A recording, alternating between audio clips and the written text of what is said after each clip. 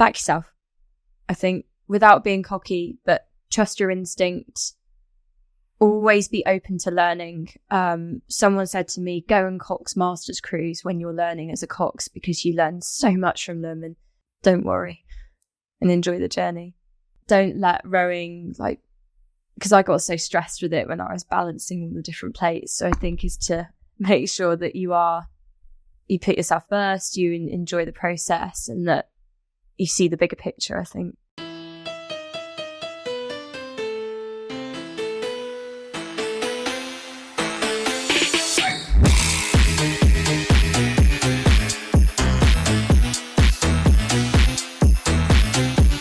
Hey, what is up? Welcome to Last Stroke Counts. In today's episode, we're going to decide what is the nationality of our guest, because it's pretty clear that she cannot decide that herself. Alexandra Wenyon, please welcome to the show. Hello, thank you for having me. Thanks for coming down. Little trip, but yeah, it's good fun. I think we've got a lot to talk about. Done a bunch of different stuff. So, and I think, as you mentioned, first sort of club athlete. Which is something we want to get in before, although I think you've done a bit more than that as well. I guess we'll get into that later. But yeah, there's an international experience here. Yeah. So cool. How do we normally start, Tom? Normally start by finding out how you got into rowing in the first place.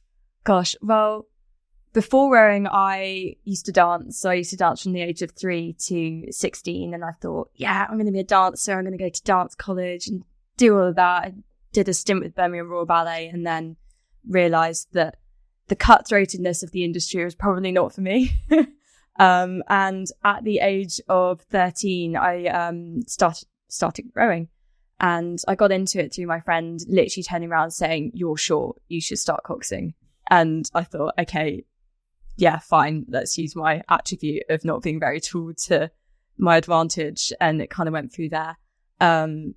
But the year prior, my friend who used to dance, she kind of came out of the gym, and I was very fortunate that my school offered rowing as a sport. I was at King's School, Worcester. I know it well. Yes. So Tom and I used to be rivals. Tom was at RGS Worcester. And I guess, what year did you finish? 2014. Oh, yeah.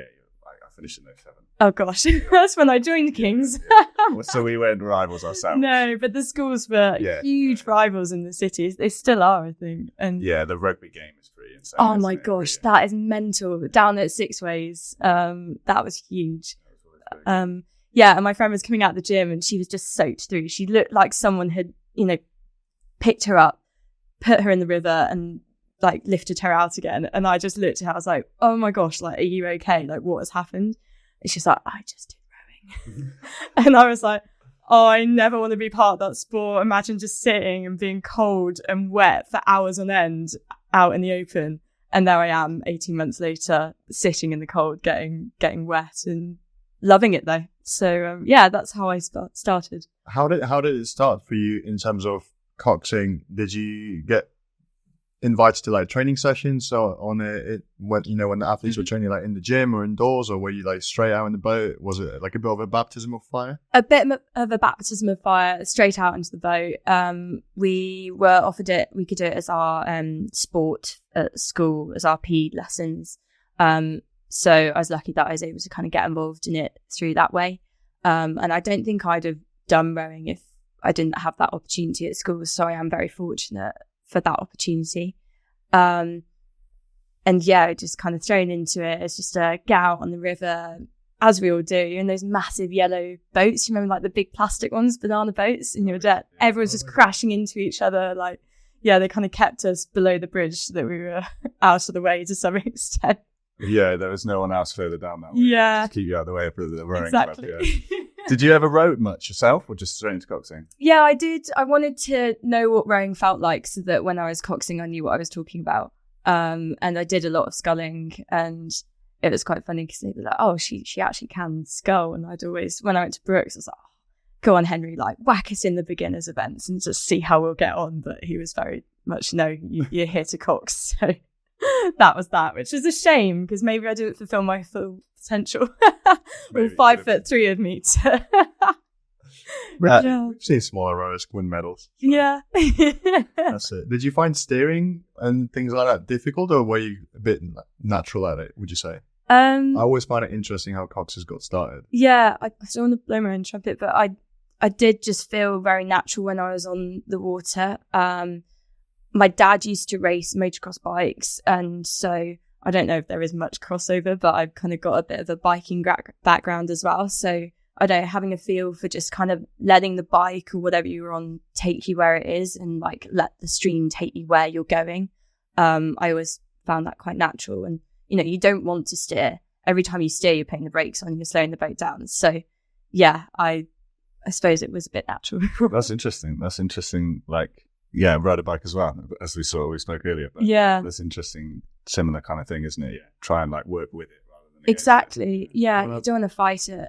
Yeah, I mean, when I first got my steering shoe and I started steering, I was like, I'm going to be so sick of drowning after this. It was completely different. Yeah. Your steering shoe's definitely different. Yeah. But so what sort of level did you do to at school? Were you kind of like fully committed, 6-7 sessions a week, like properly in? Yeah, I was all in, and I stopped dancing at 16 and started coxing when I was 13.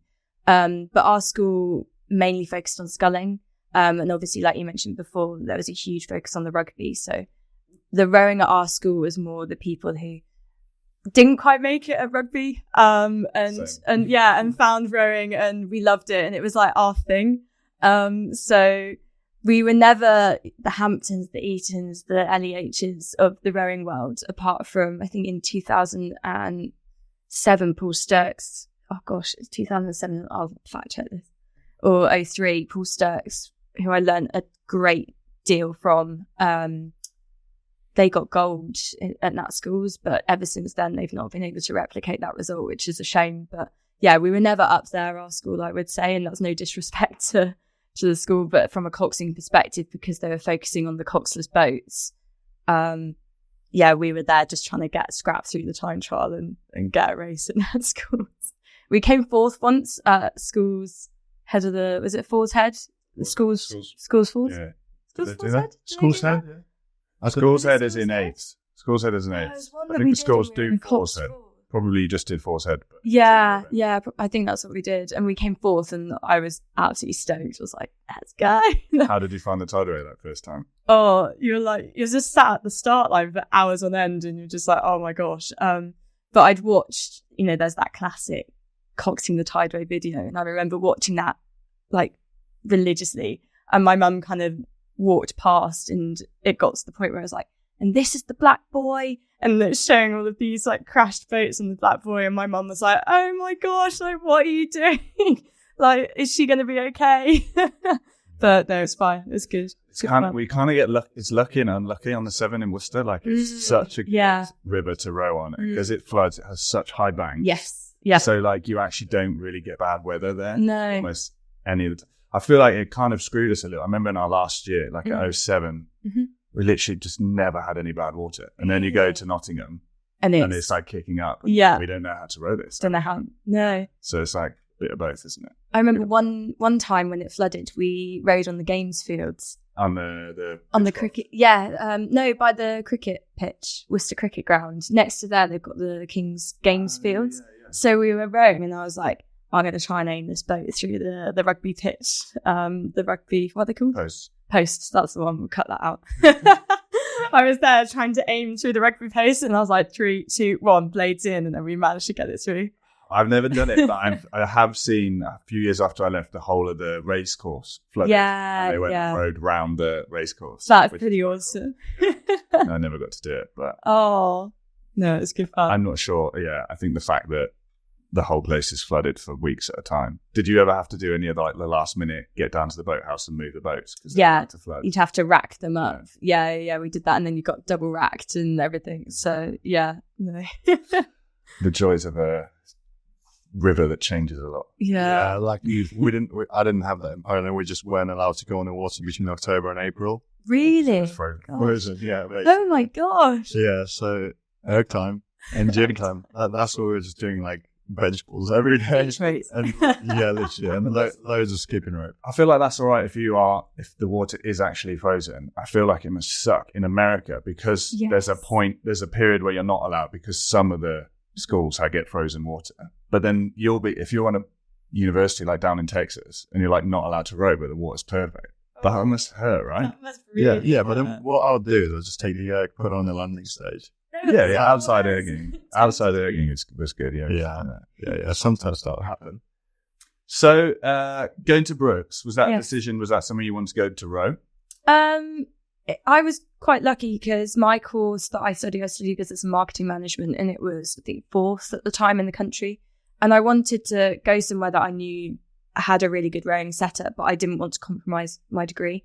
So I was quite lucky that Brookes was very established in my degree, and also it offered year in industry experiences. So I did a year in industry at Harley Davidson, which was epic. It was so much fun. So yeah, in answer to your question, it was a bit of both. Yeah. That's good. That's good that you can do that. I think a lot of people maybe choose one or the other a little bit too much. I heard a great thing the other day. A coach was saying he was speaking to some of his juniors about where they wanted to go to uni. And he said, right, imagine you turn up at this uni and then you break your leg. Yeah. Right? Yeah. Now, how does uni look? Yeah. Like, obviously there's the draw of the rowing and that's great, but like it's not guaranteed. So like have a think about like the other way. There's something to be said about that. I mean, who hasn't filled in their UCAS application and thought like, okay, what are the biggest rowing unis? Like, let's just go there. That's exactly what I did. And that's then what I did. like Cardiff, Brookes and Loughborough, I think I applied to. And then Brookes was like the lowest grade. Yeah. So then like, cause they were like, oh, make sure you have like a second choice and everything. I was like, well, but my first choice has got the lowest. So I had a place to book. I was going to say, what was your journey? Where did you? So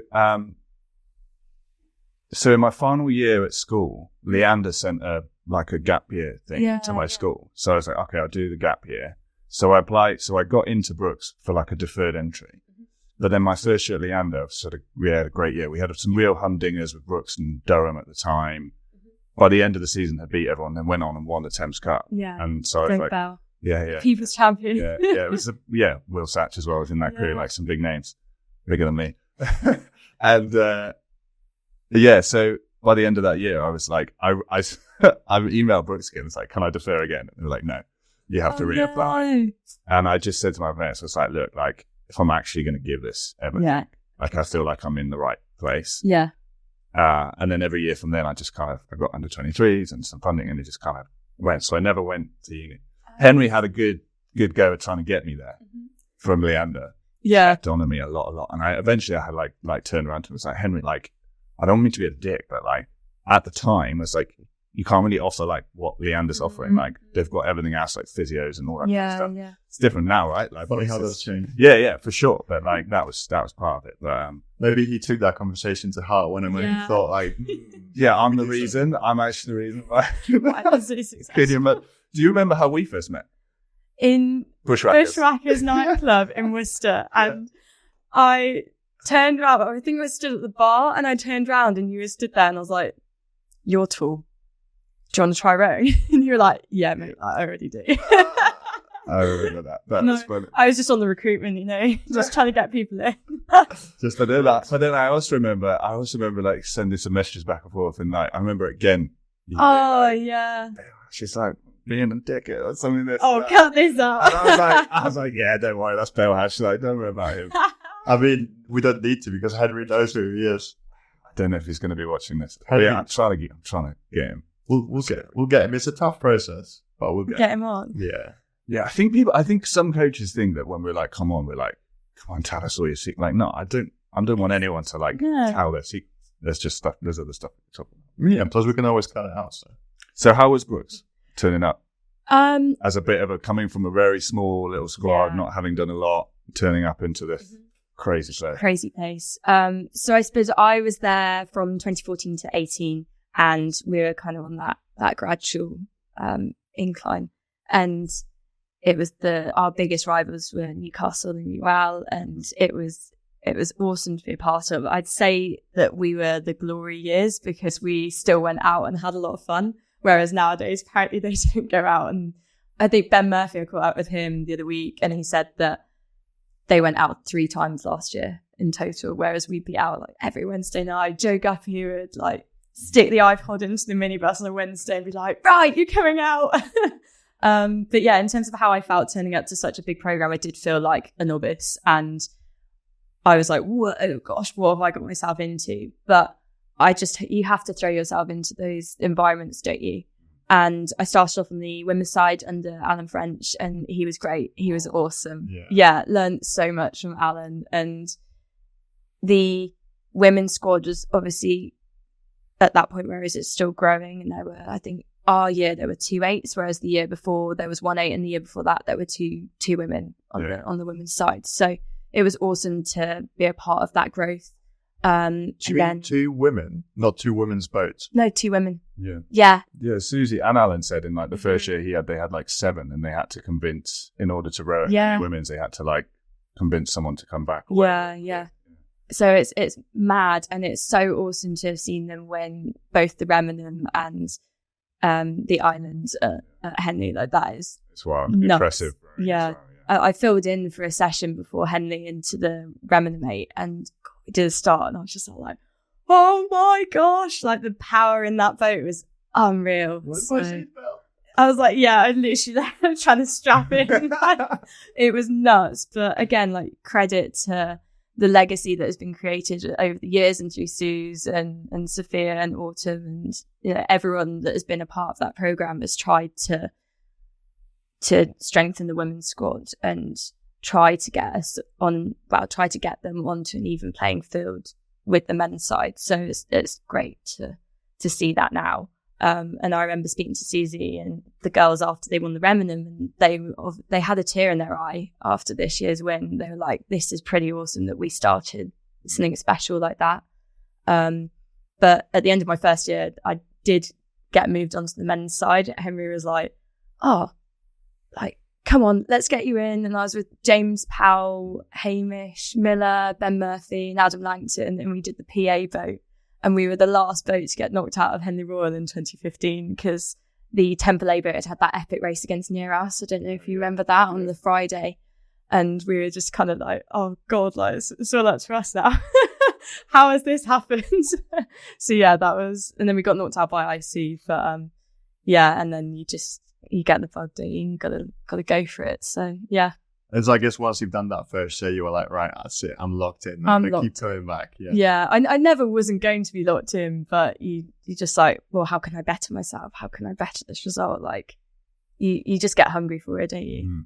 Yeah. I think it doesn't surprise me to hear like what you said about those girls, like actually feeling emotional about seeing what's going on now, because having spoken to Brookes athletes, like the culture, the crew team culture, that kind of thing just keeps coming through again and again and again. And like, we've talked about it before, I'm sure, but when everyone's got the same resources and there's only so many hours you can train in a day and all these other things, like what's the separating factor? Yeah. And I think like it seems like Brookes are nailing that in a way, but not overnight. Like you said, it's something that grows, that has to grow every year. Yeah. I mean, that was back in 2014. Well, it would have been 2012-ish, maybe, that they only had the two women on the squad. So it's been 12 years, but hopefully just need Henley Royal to get both balanced of male and female events now. I think I counted 16 male events and 10 female events. So I mean, that's a lot more than it was. Exactly. Yeah. So we're getting there slowly. Now we're allowed to wear trousers at the stewards. So when are we going to open the Henley Women's Regatta? Because I fancy a 1500 metre side by side. Let's get gender parity across. Yeah, we talked about this, like Henley Open Regatta. Maybe. Henley Open Regatta. Wow. I feel like the 1500 metre racing should come after. We should do like the 2K first, and then 1500 would be quite fun. It's like a late summer. Henley team. Or even less. Let's go 1K. Let's keep it a gentleman's race. But then you've got Henley TMV already. Well, that's that TMV, isn't it? And it's Henley Masters. Yeah. That race is over so quickly, that Henley Masters. I heard that, I might be wrong, but like World Henley Masters, because because some of the age groups, they don't want to race too many times. They have like multiple finals. Oh, really? So that there might be a few crews who are like, yeah, I'm the fastest. Because they're like, hey, we don't want you to go in more than twice. This is. Oh, wow. I might be all for someone will correct me on that, I'm sure. Yeah. Maybe that was from back in the day, but yeah. Well, in Masters rowing, because I'm over in Australia at the moment, and the Masters rowing scene there is huge. Yeah. And they have all of the different age categories, but you'll have races where they might not have had enough entries in. So you'd get someone in, let's say they're 55 and they're racing someone who's 70, and they will have the go, and then they will count down like 15 seconds, then the next crew to go off. And I just remember being stood there. I was like, what is going on? Like, I've never seen this before. I like trying to keep it. Like, the one thing I love about how like Wallingford and Met and Marlow have changed with the now having the time trial, and then just ranking all the finals. So like the cups are decided afterwards of whoever finished last, but like everyone gets a good race. Because like back in my day, it was the same thing. Like, you turn up for like Champ 8s, there'd be 2 8s in there. And like maybe Eton because they feel too fast for the school pro, and you're like, what's the point in being here? Like, so I love that. That's like, we should do more close racing. 100%. We all just want to go fast against each other. So I was going to ask, what do you think it is about rowing that makes you keep coming back? From what you said already, you clearly have that kind of thing of like, how can I do that a little bit better? Like, how can I nail that. I'm going to come back and have another go. Like, how can I get my line better? Do you think that's just in you? Do you think that grew in ballet, or do you think there's something about rowing that attracts you to it? I've always been competitive. And my dad, he's used to race motocross bikes. So I think I've always grown up in a bit of a competitive family. Between him and my cousin, they used to race each other, which was always good fun. And when I was dancing, that again was an incredibly competitive environment. So I've always been around that competitive side.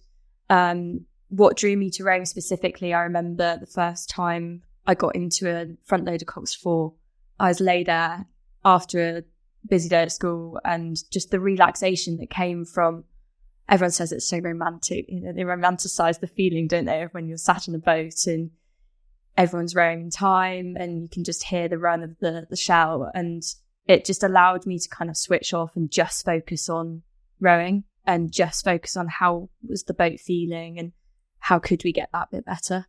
Definitely. I know what you mean about the romanticizing, but I think for me it's the focus. Like, it's doing something that requires all your attention. Yes. Again, like the one thing I've found it in since finishing rowing is riding a motorbike. You can't be on your motorbike and be like, oh, I wonder what's for tea, and like, what does so and so think of me, and like, what about that email? Like, you have to be absolutely all in, and it just it's the same like with doing a half-hour rate 20. Like, everything else melts away. There's just this one screen, this one thing to focus on.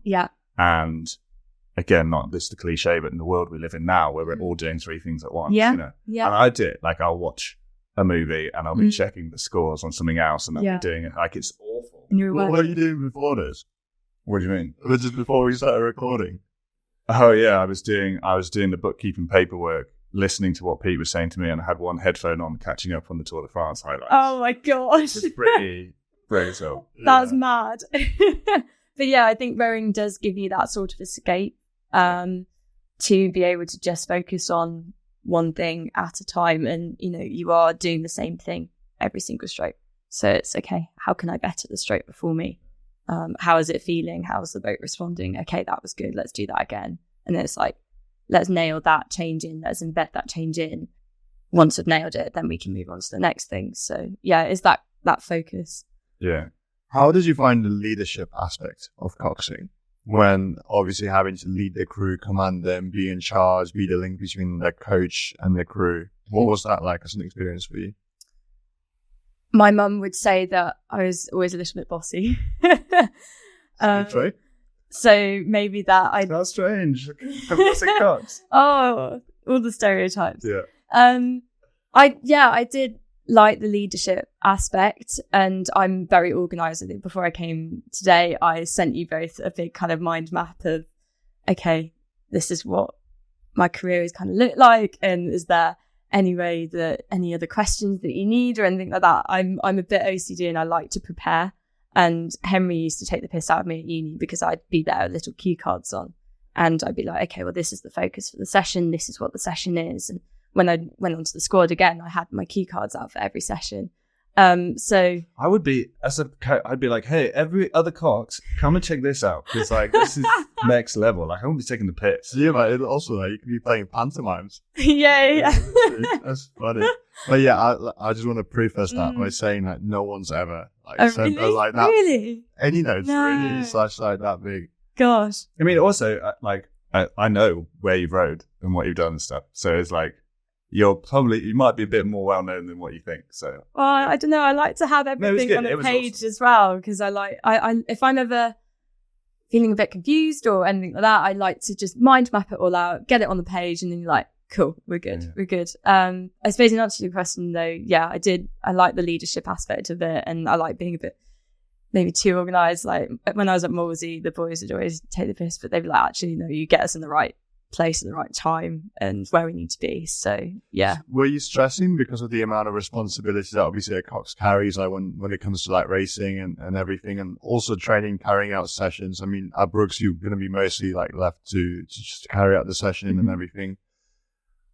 Do you like responsibility like that? And yeah, I don't know, is it empowering? Yeah, 100% it is. And I think with coxes, sometimes you can have coaches that like to be very on top of every single thing that happens with a crew and a cox. And personally, I operate in an environment where you are given a bit more responsibility. And it also, for me, it proves that my coach trusts me to get the job done.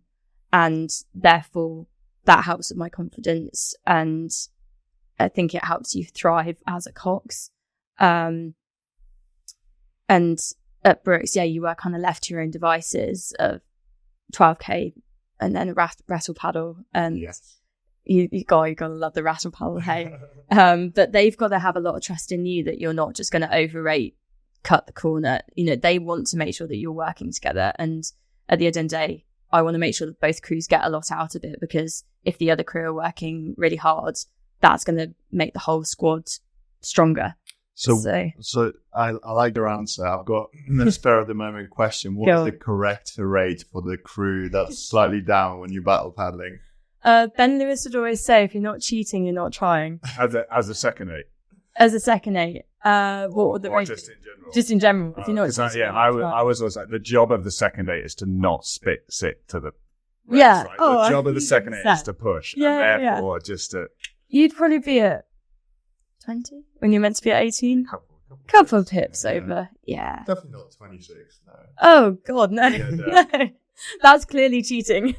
You got to be kind of cheating, but not looking like you're cheating. So we used to do Thursdays at Dorney in our singles at the start of the season, and no one had stroke coaches at the time. So the coach would film the thing going by so we could watch it back for video analysis, and we'd get off the start, and then after about 250 on the megaphone, he'd be like, okay, lane 1, that's 30, that's good. Lane 2, 28, you go up a bit.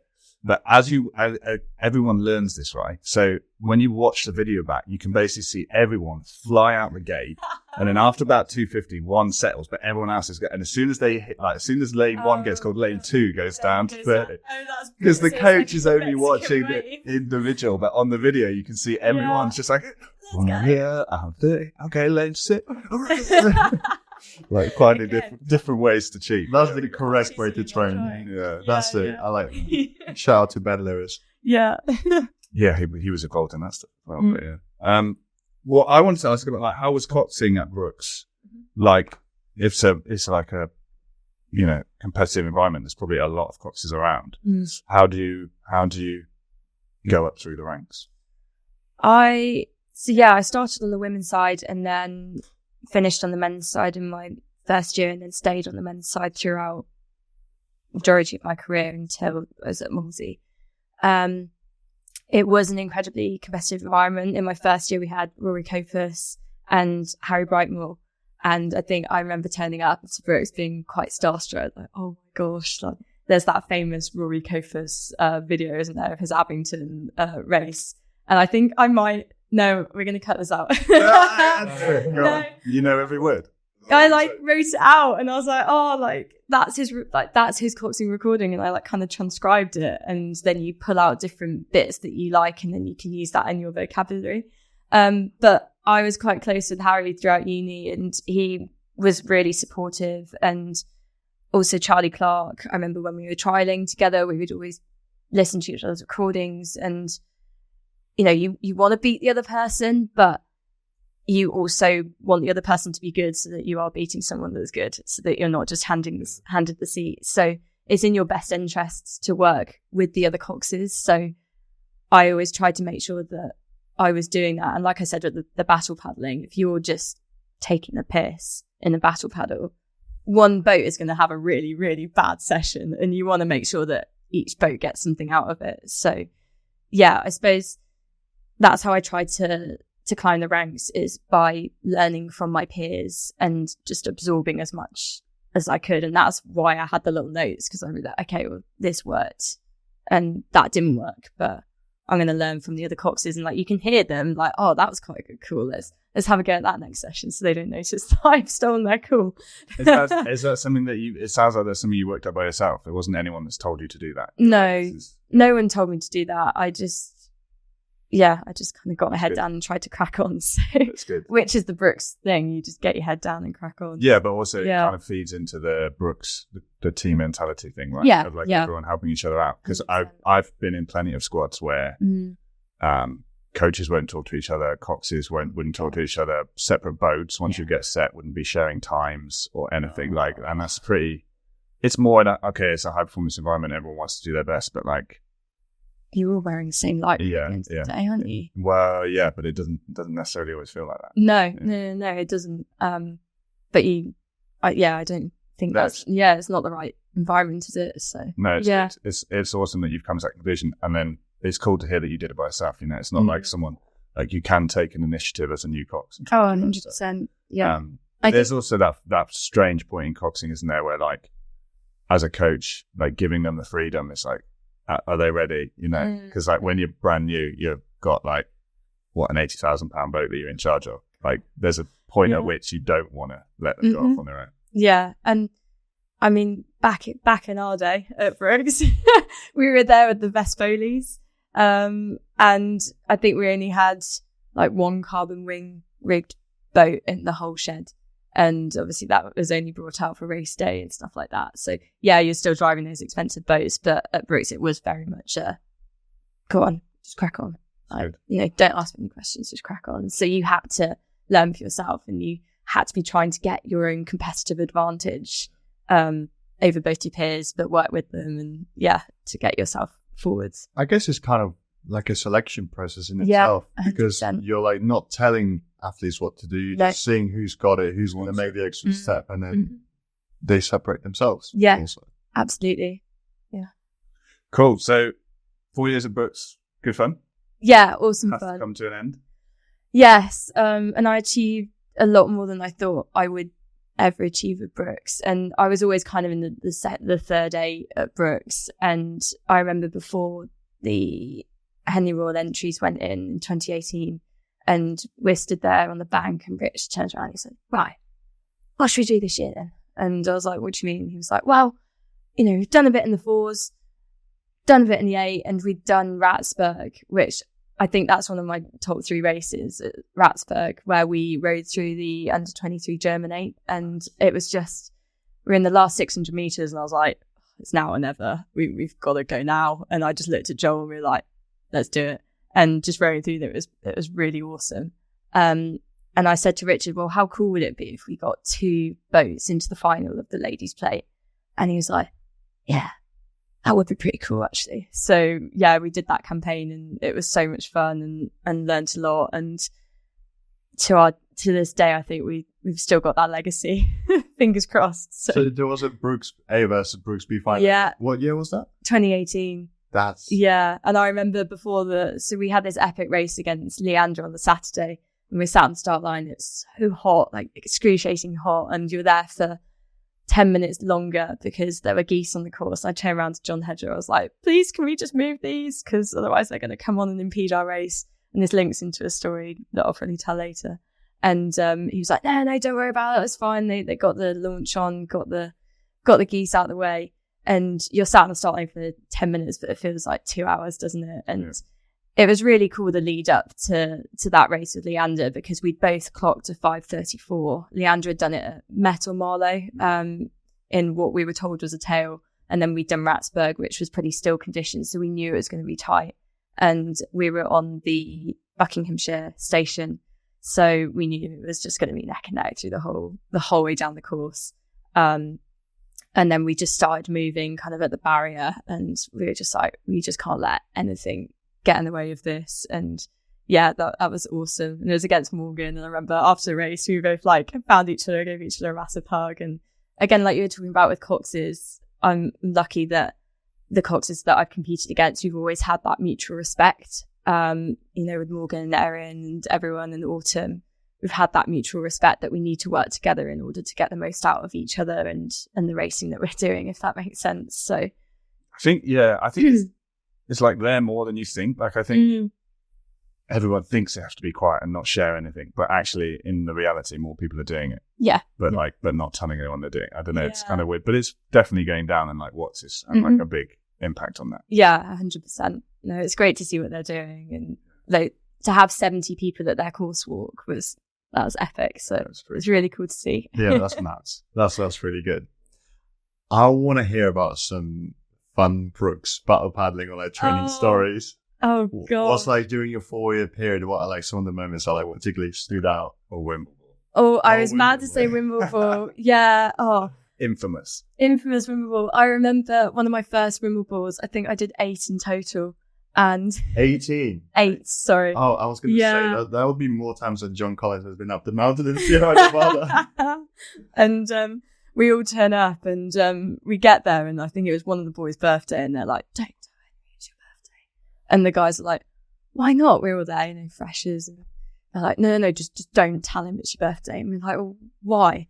And the year prior, it was Luke's birthday, and Henry found out, and it's, those training camps are relentless. It's so cold that you do your first session, you put the blades down, you go back home to the hostel, you come back and your blade is kind of like iced to the floor. It's frozen to the floor, that kind of, level. And you're just doing 1500s all day. That's it, day in, day out. And he found out it was Luke's birthday, and Luke was 21, and they did 21 1500s in a day. And everyone was just like, no, like don't say anything. So yeah, that's pretty brutal. Yeah, that is. Yeah. The Newcastle training breakdown sounds pretty. Oh. Yeah, it sounds like Brookes is keeping up, definitely. Yeah. Both programs tapping you up massively. Yeah. Yeah, and I think British Rowing might have found out and given Henry a bit of slap on the wrist, saying that that's not really okay. So yeah, that didn't happen again. It was much more controlled. But yeah, those Wimbleballs were so funny. We used to stay in this hostel with Judith, and there would be like everyone crammed into these little beds in the hostel, and no one's kit is properly drying, so it's a bit damp, and it's not quite glamorous. I don't know if they still go to the hostel nowadays. Maybe not. I think everyone books an Airbnb nowadays and has an Airbnb instead, but we all say you've got to do a Wimbleball camp in the hostel to be like a true Brookes athlete. That's the baptism. That's the fact of it. Pete always says we did a camp when we were doing the Oxford College, and worked really hard. They all had like exams and stuff. So I had this like supposed to like have like like a satellite so they could get internet and stuff, and it wasn't working. And Pete was just like, "Yeah, but have you ever been on a good training camp that has Wi-Fi?" And I was like, "Actually, you're right. You're so right. That's one of the prerequisites. Like, it has to be like lose all contact with the outside world. Yeah. Forget what day it is. Yeah. You will have to talk to each other because there's no Wi-Fi. Yeah.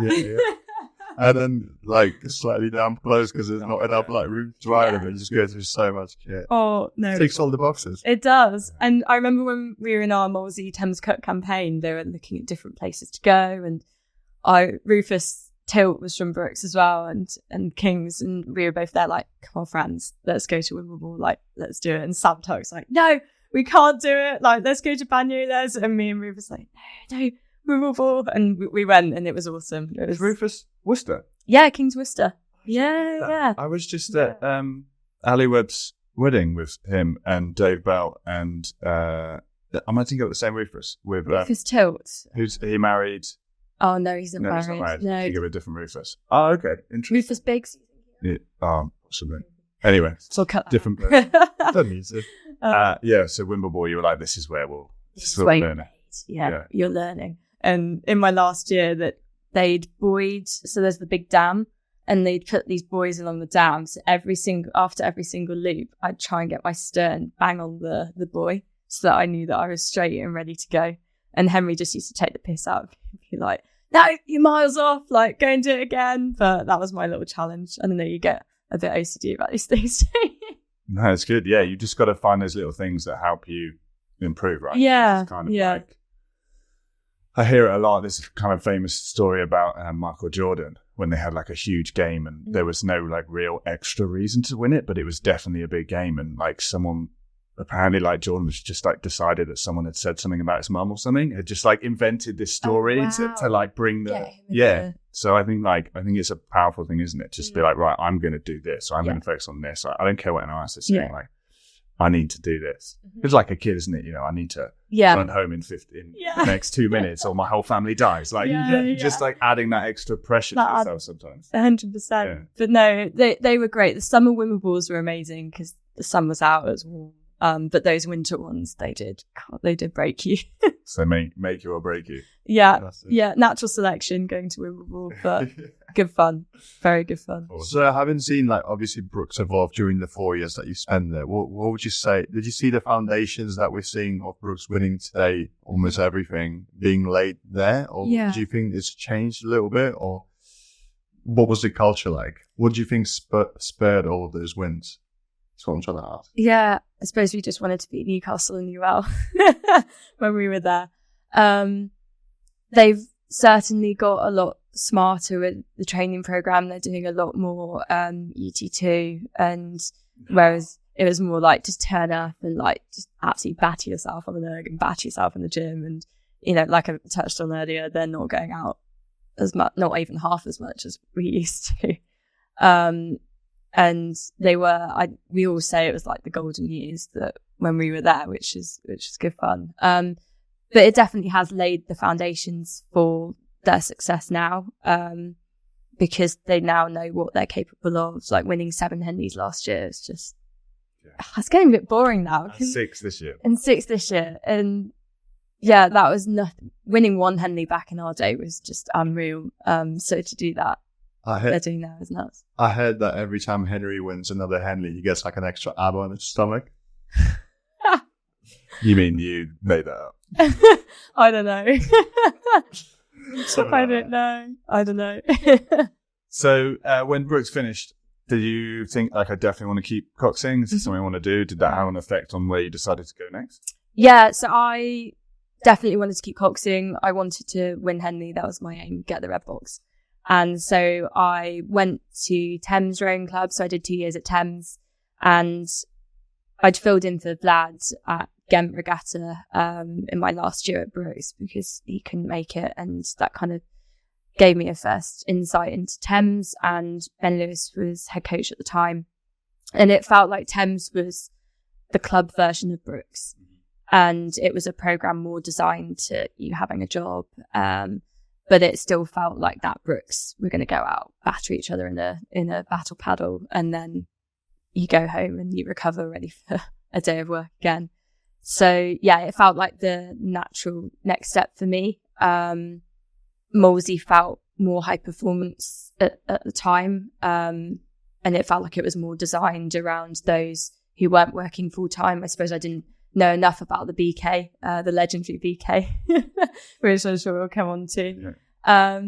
So yeah, it was the natural next step. I was there with Connie Lester and Emily Buxo-Burge, who just won the Brit. So yeah, again, around other high performance coxes, and we were just trying to rinse each other and just get one up on each other and see how we could get that competitive advantage. And I'd done a bit of coxing on the Tideway before, but certainly not to the extent that they had. I think Connie was at Latimer. So I wanted to try and absorb as much as I could off them to get ahead. So yeah. How was like, is it full-time work? Yeah. In London? Yeah. So how does that work? What's like a normal week look like? So you were on the water every Tuesday, Thursday and Saturday in the evenings. So you turn up at 7 until gosh, I used to live out in Rickmansworth, so I was on the Nissan sales and marketing grad scheme. So I lived down in Watford, so I'd kind of finish work an hour early. I'd get in an hour early so I could finish an hour early, try and battle the traffic. And that was when Hammersmith Bridge was open at that time as well. Get to training, and then I'd get back home at like 9:30, 10 p.m. kind of thing. So it was very long days. And then they do ergs Monday, Wednesday. I think we had Friday off. So would you be there for the ergs? I would try to be, but it was a lot. I just lived on the M25 throughout my boxing career, I think. So and you didn't train Sundays, just Saturdays? Oh, sorry, we did train Sundays. Yeah. So it just took over your whole life. I'm going to say, like, that's everything. That is everything. Anything else. Yeah, I missed my cousin's child's christening. I nearly missed my cousin's wedding, and you sacrifice so much just for that red box, don't you? We've all been there. Yeah. But that was how much I wanted it, and my family get it, my friends got it, so I'm lucky that they were really supportive. So yeah, that's how much you've got to want it. Exactly. That's the natural selection as well, isn't it? Yeah. But then again, nice.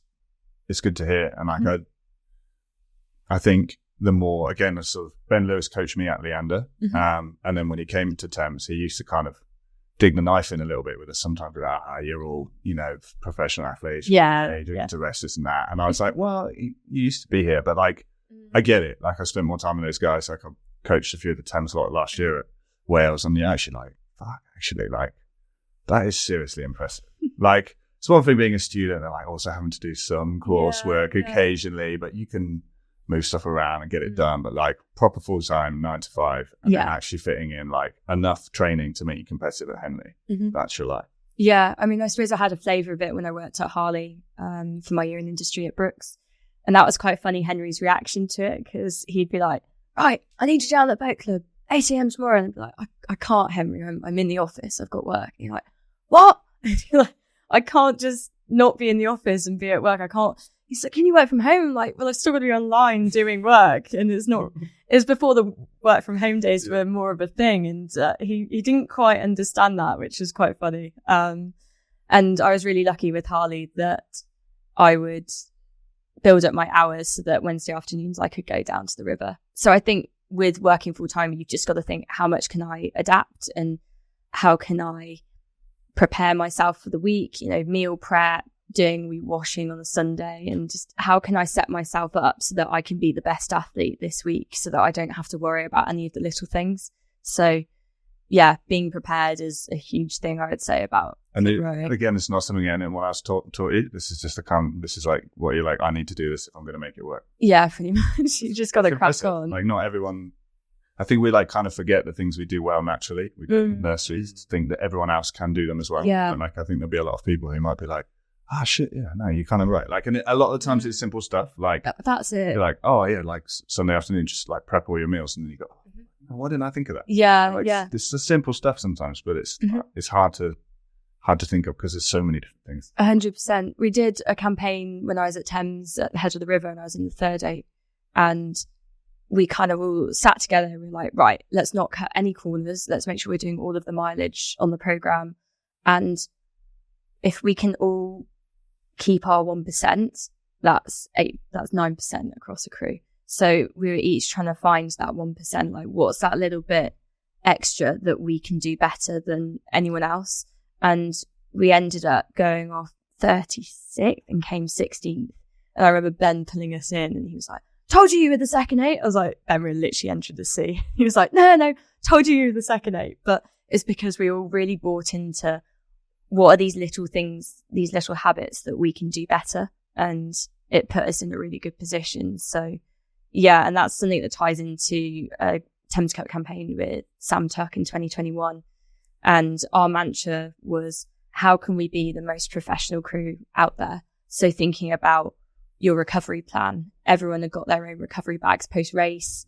Everyone knew that as soon as you got off the water, boats on, I'd tie the boat down, and everyone was walking with their recovery bags. And it was just, again, those little 1% makes such a difference. That's high performance. So that's that's what they do. It's in the under 23 team, the seniors, like all that kind of stuff. So it's funny, be like, oh, there's like elite rowing and then there's club rowing. But like, no, there's elite rowing, and then there's elite rowing with a full-time job. Yeah. Which one's harder? Yeah. And then with club rowing, you've got all the races as well that you have to think about. Well, I've only got 25 days of annual leave. So how am I going to plan my annual leave around rowing? And it's really like when I do another season, oh God, like I can't go on holiday for a week or 2 weeks. If you're going on training camp, that's a week gone. And if we're doing Ghent, that's another 2 days that you've got to think about. And yeah, it is just, there's the big picture. And you are really locked into it. You can't do anything else really. Your life is just, that's it. So yeah, because like if you're not working and you're not rowing, your number one priority is literally recovery. Just get yourself ready for the next session, because you've got less training time. Like for example, like a full-time athlete, the intensity of the session, I imagine, will be like maximized to like, fit the bounds of this session. So you're gonna be pretty knackered. Yeah, I used to live when I was at Thames, there was a Gladwin Road just behind the boathouses. And it was kind of it's still a Thames rotation house where if you live at Thames, you might live at Gladwin. And Sunday afternoons were always a vegetate, watch some movie together. And Charlotte Hill and I would make a big shepherd's pie, and then we'd always have like kind of a nice Sunday meal together. So it was always fond memories from that, which was good fun. That's cool. It's like team bonding. Yeah. We had something similar in a crew at Leander where like it would just be like friends on repeat. Like everyone's just like munching their dinner halfway kind of. The two things that Ellen used to watch was Monster Trucks and Ninja Warrior. Oh, Ninja Warrior. And then everyone's like, oh, I can do better than that. Well, I think it's weird that you see the person start and be like, you'd better like, he's going to make there's no way he's going to do it. We used to watch at Molesey, it was Traffic Cops. Henry Jones used to love Traffic Cops, and it was just so random. But we'd be like, oh no, they're going down for that. But like some coach would come in and be like, right, we took video, we're gonna watch the video back. No, I need to know who's gonna win Ninja Warrior. Get so into it. So good, yeah. Again, that competitive mindset. Yeah, I mean that was also like my introduction to Impractical Jokers. That was another like Leander cheat here. Or like going on training camp and trying to complete the box set of something. Yes, yeah. No, I've never done that. No, we did with Temple Salot, which is the Temple. We're at Temple Salot. It rained for 2 weeks. Yeah, totally. It often does that. We got banned from the pool on the first day. Which is like the only extracurricular activity you're allowed to have. There's one shop in the whole town, which is also the only bar, which is also the only cafe. They've got a pizza van now. Yeah. Because you couldn't go and hang out there because that's where the coaches were. Yeah. So all we had was, luckily, Sam Arnott, shout out, had entourage. So we were like, right, we're going to complete entourage. Love that. Just get lost in your room. It's like, quick, we got to get this session done because we got to get a bit more entourage in. Yeah. I can't remember who was it that we've had on there. So they kept basically watching the same movie on repeat the entire like training. Because they kept falling asleep, probably. No, it was just that was the only DVD they've had, I think, in like preparation for the games. I can't remember. It was something like to do with like a blue. It had like blue in it. Then not Avatar. Not a blue movie. Not a blue movie. Yeah. What's a blue movie? Like a adult film. Oh, right. Sorry. That's like a very old school English way of referring to it. All right. Language barrier. Yeah. That's fine. You're Polish. Back to the rowing. Back to the rowing. So how long, 1 year at Thames or 2? So I did 2 years at Thames. The second year was with Sander. Well, Sander was more involved, and Jeroen van der Kel. And yeah, I did that year, and then COVID struck, and yeah, the world went into. So that was like the summer season of that year was just gone. Yeah. So that year, there was myself and Hannah Taylor were kind of battling it out for the top 8, and yeah, I just started to not really enjoy. Well, we can cut this out, but I just didn't really enjoy it. And I started to kind of walk down to training, the 6-minute walk. And I just was like, it's got that horrible feeling of dread. And I just felt like my confidence had just been knocked a bit. And I didn't really click with the coaches. I mean, huge credit to them for what they've done, because they've done an amazing job at Thames. You know, they are that dominant force in the club scene, but it didn't work for me. And I think, you know, we're all different, and it took me a while to be like, okay, it's not working for me. And I came to that realization. I was like, okay, maybe I just need a break from the sport, because I'd been in it for so long.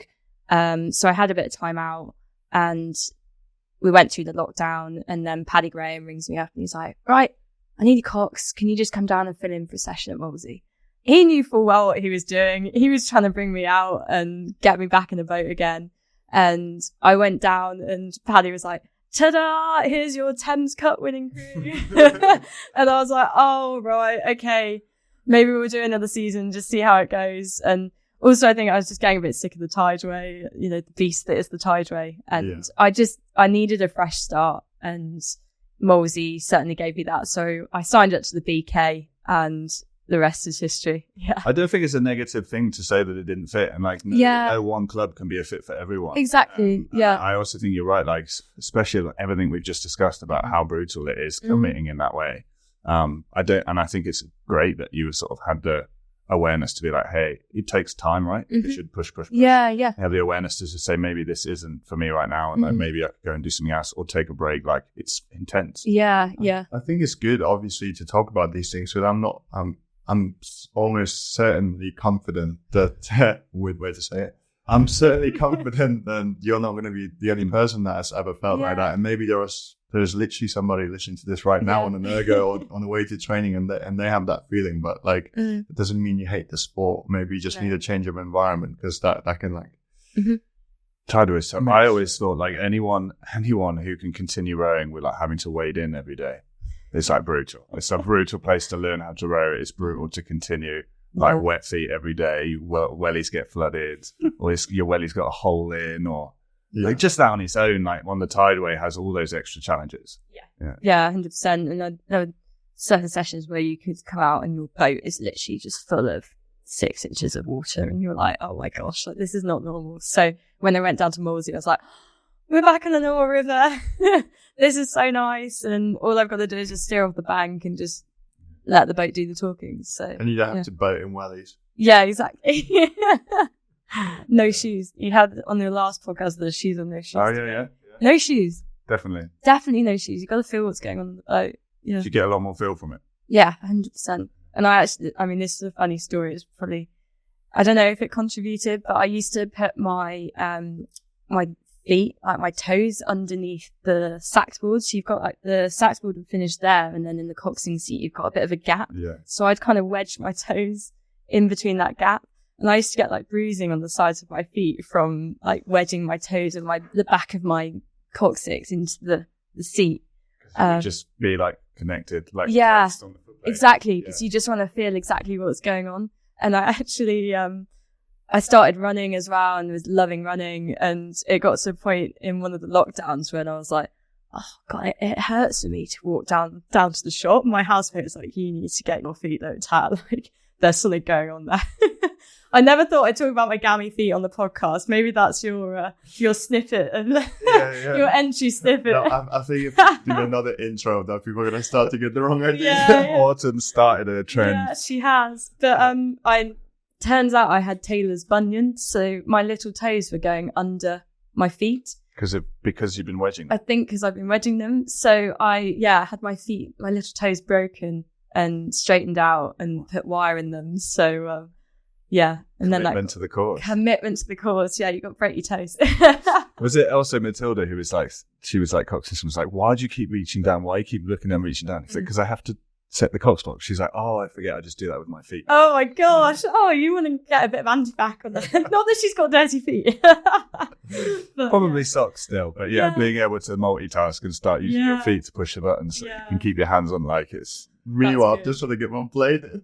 Well, I know, but that's the thing, you know, like, how's it all rows? Like, all you have to do is sit there and get your blade in, and there's this other person who's controlling everything, looking where you're going, making sure you're not going to hit any other crews. She's got the race plan, she's trying to remember the calls that you like and that you don't like. She's got her feet on the boat, trying to make sure feel, and then you're like, oh, do your job in the rowing seat. Like, how about shut up? How about getting your blade in? I wanna. If I win the lottery, I'm gonna get an 8 bill that has like a coxing seat that would fit anyone, like even me, like 6'8", and then we'll just take it around and be like, right, you sit in that seat, you see how well you can do, and then you can go back to your club and you can shut up when your cox makes like one little mistake. That'd be great. I would love to. I'd pay good money to see that. All right, let's bet on some. Yeah, and even with the telemetry, when we were at Brookes, we'd have the telemetry screens that would only fit 7 rowers on, so you'd have to keep kind of constantly switching between to try and get either the bow or the strokes person on. Like before you got on the water, they're like, "Oh yeah, put it on my seat, go on." You're there like trying to get all of the data off the cox box. But now they've got the individual screens at Brookes, which is love. Crazy, yeah. How much were you working with telemetry back then? Certainly in my last 2 years, we were lucky that most sessions we'd have a box. So, but you'd make sure you don't tell any of your rowers this. You'd kind of turn it on the way down to bottom lock because it got so cold that the boxes would run out of battery on the way back up.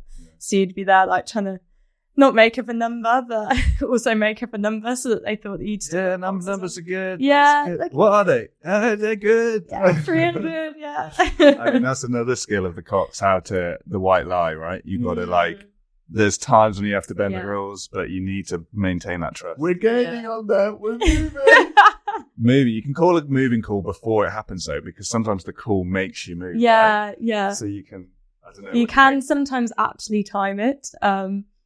I mean, at Henley, you can sometimes do that if you know that it's coming on to your advantage, and there has been a big advantage, with the stream that year, you might be able to preempt it. But yeah, I don't know. I like to be a bit certain. I like to make sure. Yeah, it's a super fun line. You don't want to be 20 strokes before the line. Yeah. You're like, last 3, let's go. Oh, yeah. That's the worst. Yeah. Cool. So let's get to Molesey and BK. BK, the Breakfast Club. So this was... Oh, that's what it stands for. Yeah, the Breakfast Club. So most people had a full-time job, and there was this huge rivalry between the BKers and the full-timers, which is also fueled by Mean BC. So shout out to Mean BC.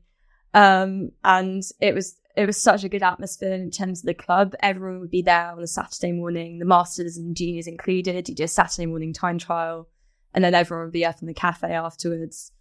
And you'd be chatting to, Greg and Johnny Sill would be there. And it was really, I loved the atmosphere there because it felt like we were all in it together, and you got to know different members of the club that you might not necessarily have spoken to if you were just kind of head down, just focusing on your training. So yeah, it was a cool atmosphere, and we used to train every Tuesday and Friday, and we had Sunday off. So yeah, that was where I got muddled up. And you do the Monday, Wednesday, and have a Friday off. So yeah, it was good fun. And in the summer, we would do Wednesday evening sessions and put a pot of chili on, and then everyone would kind of go back into the crew and have chili. So Was that inspired by The Office and Kevin bringing his big pot of chili in? No. You know what I'm talking about? In The Office? No. Yeah, The Office US, there's like a episode where Kevin brings a big massive pot of chili in and he just spills it all over the carpet. No. It's just classic rower, Yeah. going a crew meal, you need something that you can just make in a huge pot. That. Yeah. So, no, we used to do that, it was awesome. And, it was a really good group of guys. They just won the Brit the year before with Kenny Gray, Matt Christie and that lot. So there was still the hunger and drive. They were like, right, well, what's next? Thames Cup. Right, let's do it. So I was working with Sasha Adwani as well. And it was really great to work together with her. And, on the water, you're fierce rivals, but off the water, they're smashing flat whites and just chatting shit in the boat club. Never heard anyone say really? That's what the BK is all about. Welcome to your 30s. You're not smashing pints anymore. You're smashing flat whites. I've got a few more years. Yeah, you're right. I think that's a good point though. Thames Rowing Club is very doesn't have a junior program. No, obviously student universities don't. Leander doesn't. Molesey's probably certainly the most high performance centre that still has a real club feel, right? Yeah. The juniors, everyone what are they called? The leg ends. The leg ends, yeah. So they'd be down there, and there are a few instances where Johnny Searle would be kind of shouting at you to get back on the right side of the river, and Sasha and I just be there like look at each other like, we're fine. As you're like rattle paddling down the river. But no, it's so cool to like see those leg ends just pootling past and learn from them, learn from their experiences. So Give them a little chat. Mo was great. Before our 2021 final, he recorded a video for us and like gave us a little message and stuff. So no, it's good. Although we did a boat naming ceremony and the whole club's there, and there's the brand new Molesey boat with the reverse carbon wings, and Becky Girling got her boat, her Wimbleball that she was naming after her, and Ollie Stanhope got a 4 as well. So, big day for the club. Everyone's there. And Mo was running like half an hour late or something. He got stuck in traffic. So we were all kind of stood there. And he eventually turns up and it all goes silent. And I just go, oh my God, it's the guy off the Purple Bricks advert. Because he'd be doing a load of like promotion with them. And he just looks up and just glares. And you're like, oh, come on.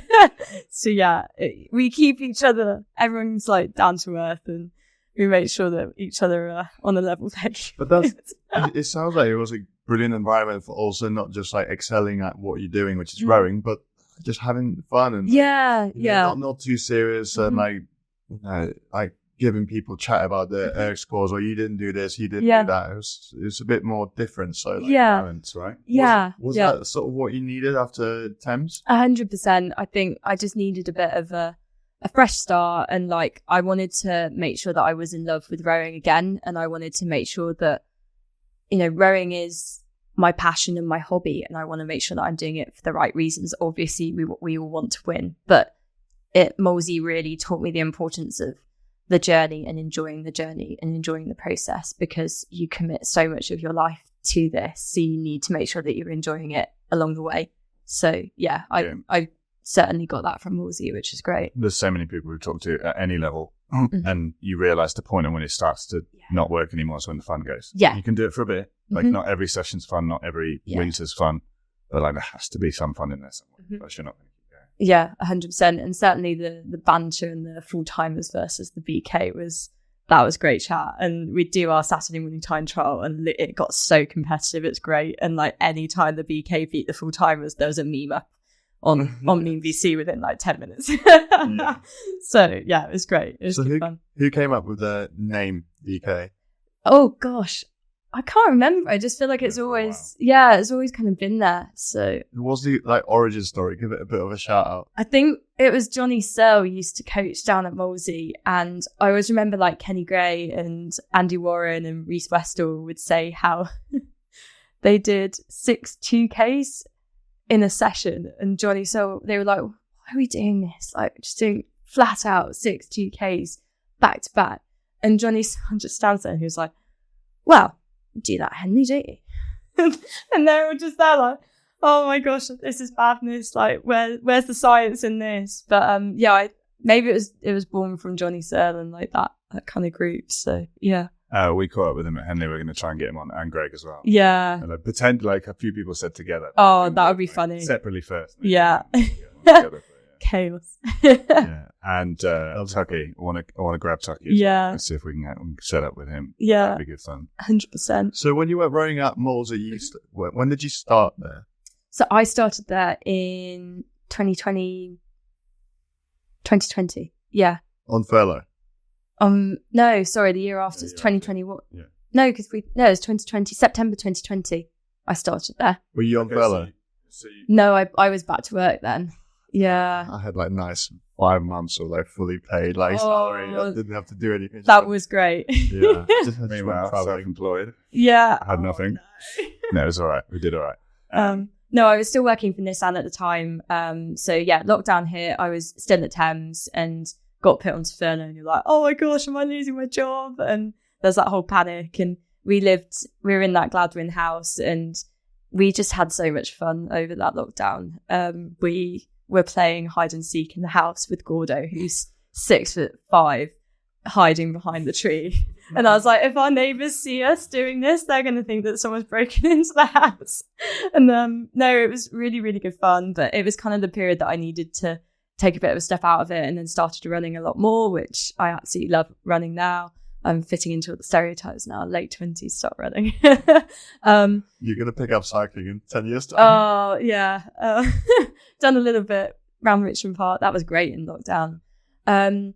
Yeah, and then we changed, the tenants changed over in the September. So I was living with like a fresh set of guys, and they were all like, wait, so you're not wearing a Thames now? And I was like, no, like, I'm going to go to Molesey, which obviously they were like, oh, you can't go to Molesey. They're our big arch rivals. But it worked for me, and I'd got a car so I could easily get out to the boat club. So, yeah, it was good fun. So that first Henley with Molesey was the late one, the August one. Yes, it was. It was that funny one where we were all boating from the Phyllis Court sides. Yeah, I completely missed that. Yeah. Can you tell us about how that event went?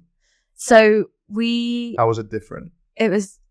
how is it different? So obviously there were all of the different rules of COVID, and you having to do testing, and one of the rules said that our cocks had to wear a mask when they were coxing, and I didn't want to like risk anything, so I made sure that I kept my mask on. In retrospect, I might have been able to have taken it off, but I was just trying to follow every rule to the letter, because I just didn't want us to get disqualified. I didn't want anything to go wrong.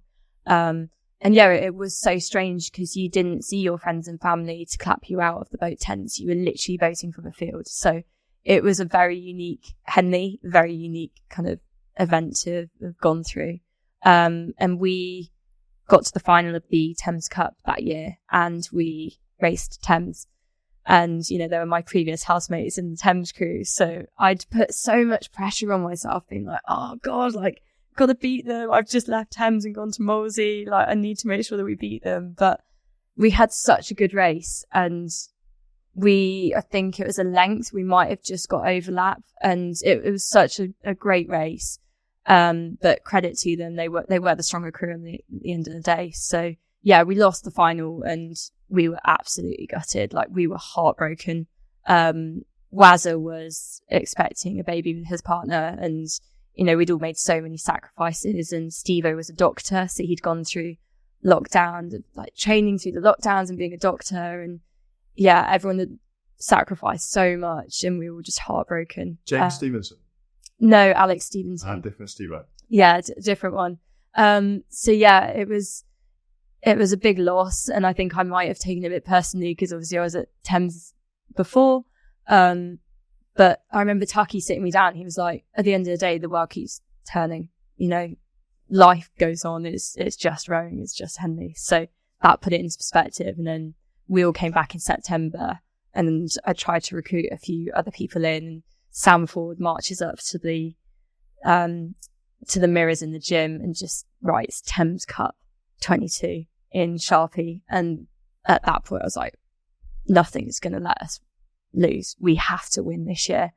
And the determination from everyone, the whole club, was just, we've got to do it. So yeah, it was awesome. Nothing like losing at Henley to use. Mm-hmm. I spoke to someone, a friend of mine this year, who lost, who wasn't expecting, was pretty gutted about it. And I was like, I say to everyone, I was like, sucks, doesn't it? Like, yeah. I'm like, remember this. Yeah. Like, bottle this up. Yeah. Remember how this feels. Because there'll be a session in January. Yeah. When it's a 16K erg and you don't give a shit. Come back here, seal this. Yeah. And make it important again. I always say you've got to lose to win. Because then you learn so much from losing that it gives you that fuel to the fire to win. It's like the hero arc, right? Like, everyone has to go down. Exactly. I'm interested. So at the time, you guys were all gutted. You really set yourself on it. You said that you personally like really wanted to beat your old club. Being a few years away back from it now, like, what's your opinion of the race? We weren't the stronger crew, 100%. And you feel like you had your best race? We had, yeah, I would say that we did. And I think we were the closest that any other club crew had got to them all season, which again, because I don't think we directly raced them. There was a bit of a, you're going to go on camp here and not do that regatta. So you don't race each other. So no, 8's Head either? We'd done 8's Head, yeah. But it was more the fine tuning into it. And yeah, I think we were the fastest club crew to race them. So we were pretty, looking back on it, I'm really proud of us of what we did. So yeah. That's good. I was thinking, that's the same for me. Like, there's races that I've lost, obviously at the time, horrific. But you look back and just be like, man, like we gave it everything. We gave it our all. Yeah, 100%. Well, what more you can do is you can come back and have another go. Have another crack. So Thames Cup 2022. Yes. How did that campaign go? Like I said, the energy right from that first session in September was just the determination coming out of everyone was amazing. And it kind of sent tingles into my spine. It was really like soppy now, but it was really special. And I'm so lucky to have been a part of it. And Reese Westall and I were just like, we just can't lose this again. We can't do it. And Marcus were like, we're not going to let this happen. So yeah, it was good. And how did it go then? Oh, sorry. So yeah, we won. Yeah, we got that bit. Sorry. So we raced Maidstone and Victor on the first day. Gosh, Bonner Riedel Doodle Doo, the German club. Cut that bit out. That's disrespectful to them. Will they clap good mind the show? Oh no. St. Cat's from Canada. It was a good race. Pretty strong. We were quite a bit faster than them, but this was quite an important lesson, is always respect your competitors, because you never know when it'll bite you on the arse. And I was queuing for weigh-in, and I didn't know that the St. Cat's coach was in front of me at the time. And I bumped into Quentin, the Monaco sculler that was at Brookes, and I hadn't seen him in a while. I was like, oh my gosh, like, how are you? He's like, who are you racing? I said, oh, St. Cat's. Like, we don't know too much about them, but obviously they've come a long way, so it should be a good race. And I'm really excited to race them. And we raced them and we were quite a lot faster than them. But when we went to shake their hand afterwards, the coach came up to me and he was like, thank you for being so respectful to us. And I think that is just one thing that I'd love to impart to juniors, is just make sure that you never diss your opposition, because it might bite you on the arse and you never want that. So. Definitely. It's the old Napoleon quote, never give your enemy any more reason to beat you. Exactly. Yeah. So we had them, and then we raced Sydney on the Saturday. And that was a really tough race. We beat them by, I think, 3/4 of a length. And yeah, I think all the boys were like, yeah, that was the toughest race that we did all week, because they were just absolutely cooked afterwards. But they were a very, very strong crew. And then we drew Thames for the Sunday. So yeah, Thames again. And it was, funnily enough, it was my best friend, Pat Torns, big shout out to Pat Torns, who was stroking the Thames boat. So Pat and I used to rig with each other at Brookes, and it's really weird to seeing your best mate on the opposing team and you're like, oh, I wish you were in my boat. But so let me ask you a question. So once you found out that it was Thames in the final, it was redemption for last year. Yeah. What kind of pre-race chat do you guys have? What do you say to the crew? How do you fire them up for this? They're already pretty fired up, to be honest. It was, you obviously want to think of your competition, but you still want to stay internal. You still want to think about our boat. How can we go fast? We can't control what they're doing. Control the controllables. It's what Bright always says. Control those controllables and execute your perfect race. And we got it right, and we did it on the day. So yeah, I didn't really have to say too much in that pre-race chat. It was mainly led by Franz, who was just keeping us calm, and it was awesome though. That clap out was insane down to the dock, and as we put the boat, as it touched the water, the Spitfires went over, and I just got this really weird feeling in the back of my neck, and I was like, we're going to do this. We're going to do this. So yeah. What was the verdict? I think it was a length. So how was it crossing the line? What did that feel like? It was just nuts, yeah. And although you never believe it until the white flag's up, do you? So you celebrated, and then I turned around and was like, white flag? And then they were like, yeah, white flag. So then you're like, yeah. Awesome. But I never, some people were like, oh, did you plan your celebration? You're like, no, because until you're across the line, you've not won. You can't, never preempt anything, because something could go wrong. So which Henley teaches us. And you don't want to jinx getting that red box. Exactly. So what was it like getting it? I think I can't remember who we had giving us our. Oh, were you drunk? Box. No. We so Ben Whitting was in my crew as well. Big shout out to Ben Whitting, who was at Brookes with me at the time, and Rufus. We always had this thing. Henry would be like, never take your blazer down to the course. You don't want to jinx anything. So we were staying in a house in Shiplake, and some of the boys like starting to load their blazers. Like, oh, Rufus, Ben and I, they're like grabbing them out like, no, it's not leaving the house. Like, lock it in the cupboards. We will lock them in the cupboard under the stairs. And we were the last race of the day. We get off the water and everyone's like, you need to go. Like, you've got prize giving. We were like, what? But we want to jump in and we want to do all of that. And they're like, no, you've got to go. So we were like, oh, well, our blazers are at the house, which is 15, 20 minutes away, and the steward Besser was getting quite aggy at us. So quick dash back and then, got ready. So that was good.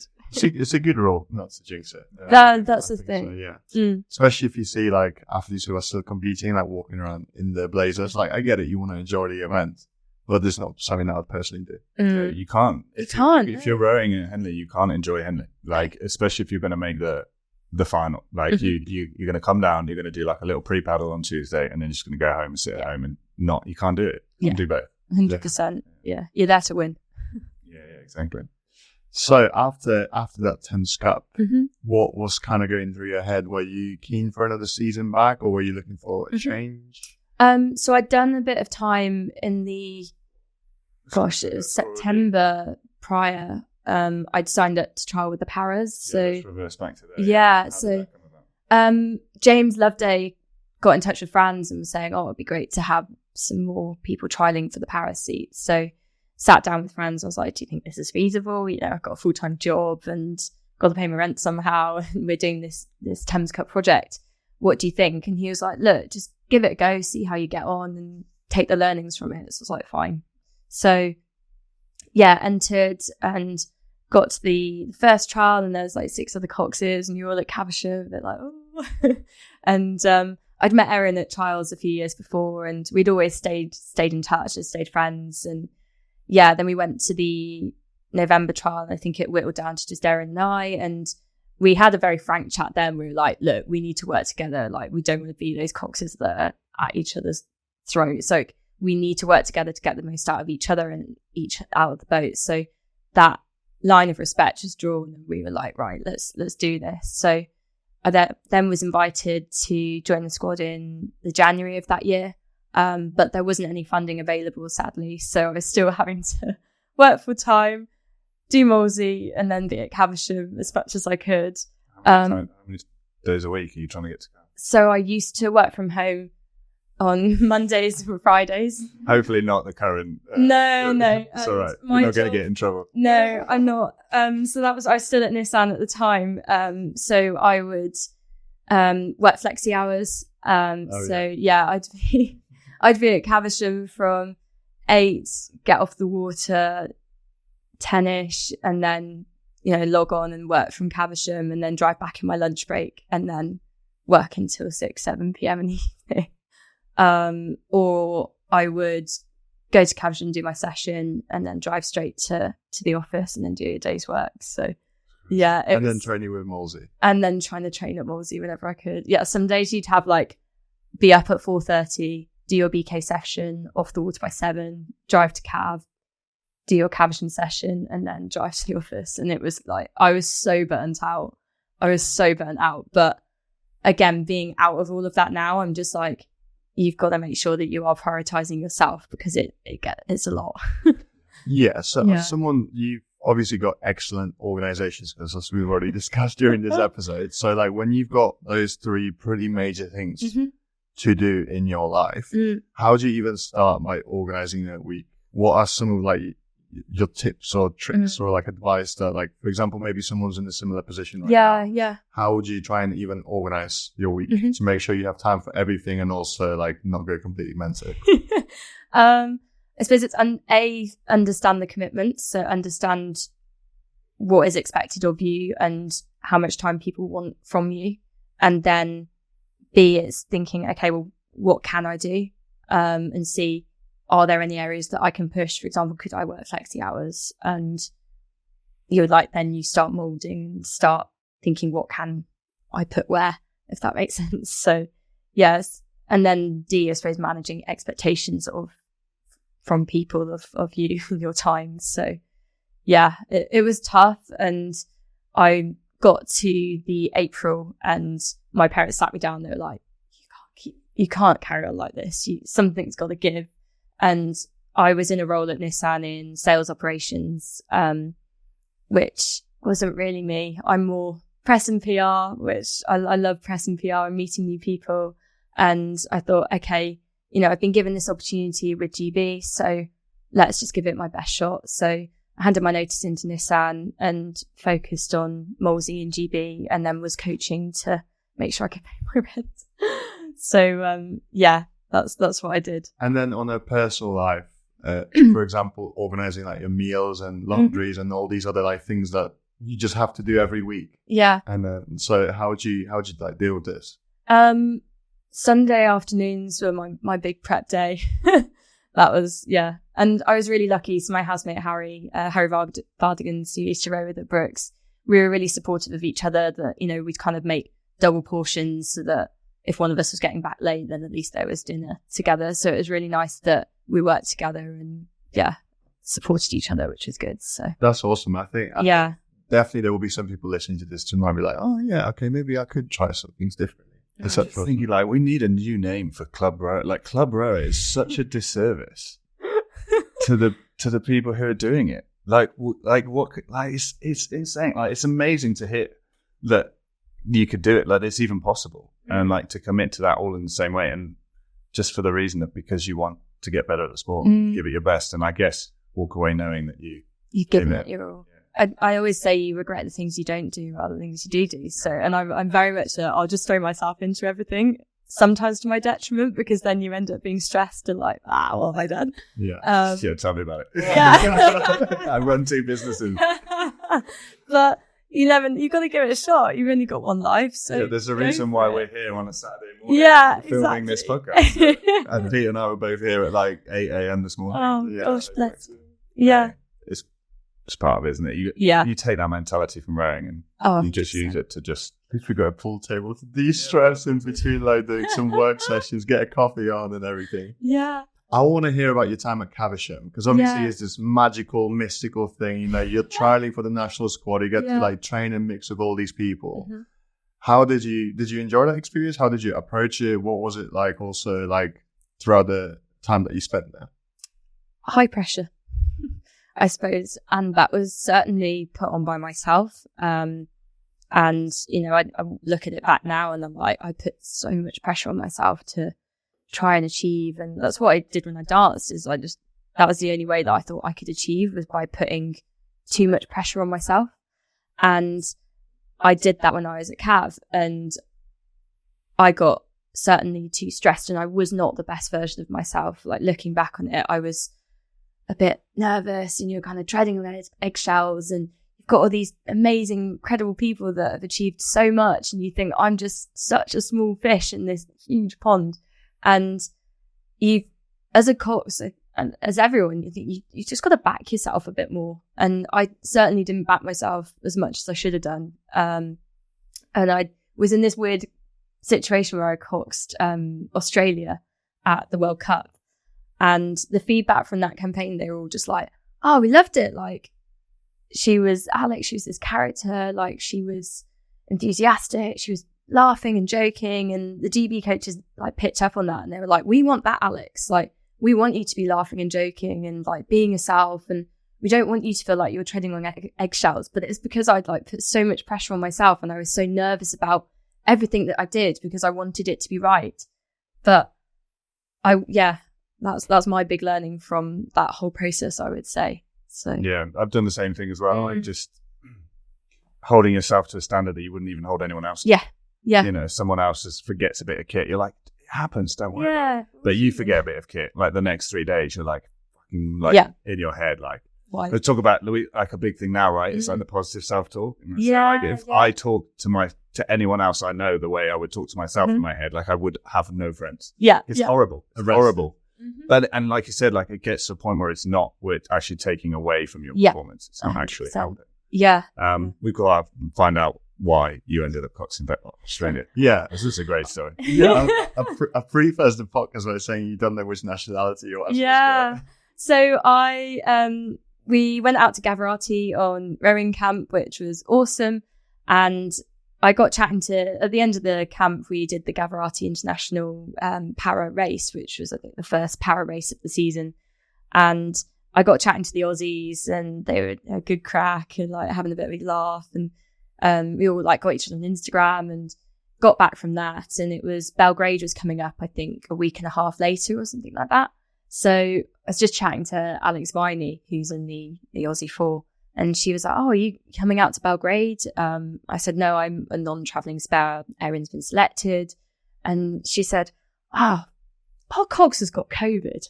I was like, "Oh, how funny would it be if I could Cox you guys?" I wake up the next morning and Tom Dyson rings me. He's like, "Okay, a bit of an interesting one, but do you want to Cox for Australia? Like, what are you doing on this date?" And I was like, "I'm free."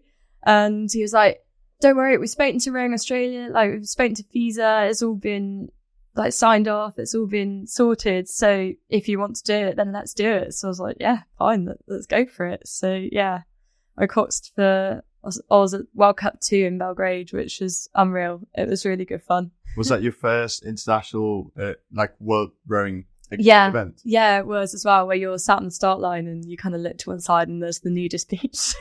So that was kind of funny. But yeah, that was my first proper like world rowing international affiliated race. So yeah, it was great. Obviously done Ratsburg and Ghent and stuff like that, but never for a team. So it was my first proper, well, second vest from the GB vest at Gavirati. So yeah, it was great. You get to keep that sick kit though. Yeah, I got such a good all-in-one. Yeah, I've got that one. So it's good. And the one with the roo on the back as well. Yeah. So the training lycra is pretty cool. So why do you think you were such a different person then? Because you didn't feel like it was like it's not my team. Yeah, I can just be me. Exactly. I just threw myself into it, and I thought it's a good learning experience, and I got on well with the crew, and obviously sat down with them and said, talk to me about your race. What's your race plan? What do you like? What do you don't like? What are you working on? So I tried to take all of that. And then I thought, I'm just going to put my own spin on it as well and just throw myself into it. And it was great. We had such a fun time and I loved it. And I was like, yeah, that's the Cox I need to be. And then kind of went back to Caversham and then got sacked off and and then was back to Molesey. So yeah, but you still took that with you. Exactly, 100%. And it's all a learning experience. So yeah. Awesome. Cool. Sounds pretty cool. There's not many people, like how many people have competed for 2 nationalities? Yeah, like I think Rachel Coral might have, but I don't quite know the story behind that one. But there's not sure. Not going to be many. No. No, I think, well, obviously Rosie Pop has done it as well when she competed for under 23s with America. 23s with America, but okay. seniors.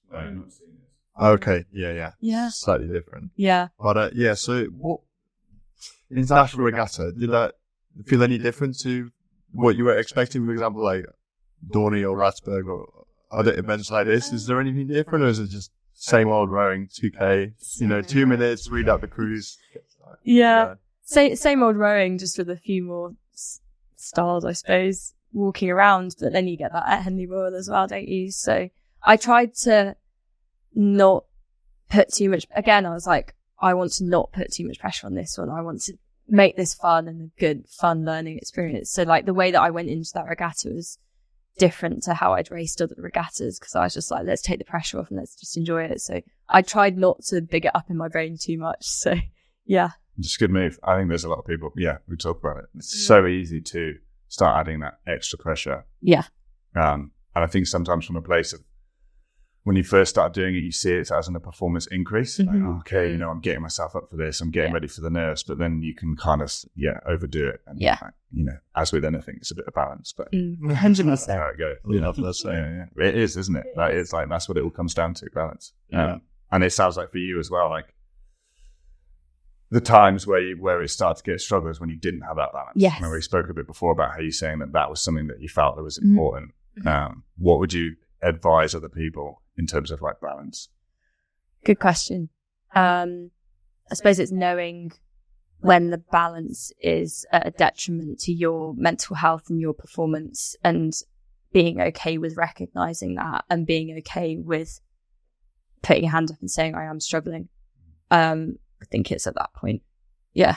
Difficult place. Very difficult place, but you know, we're all human. You're not alone. We've all been in this sport for a long time, and we've all been in the same boat. Pardon the pun.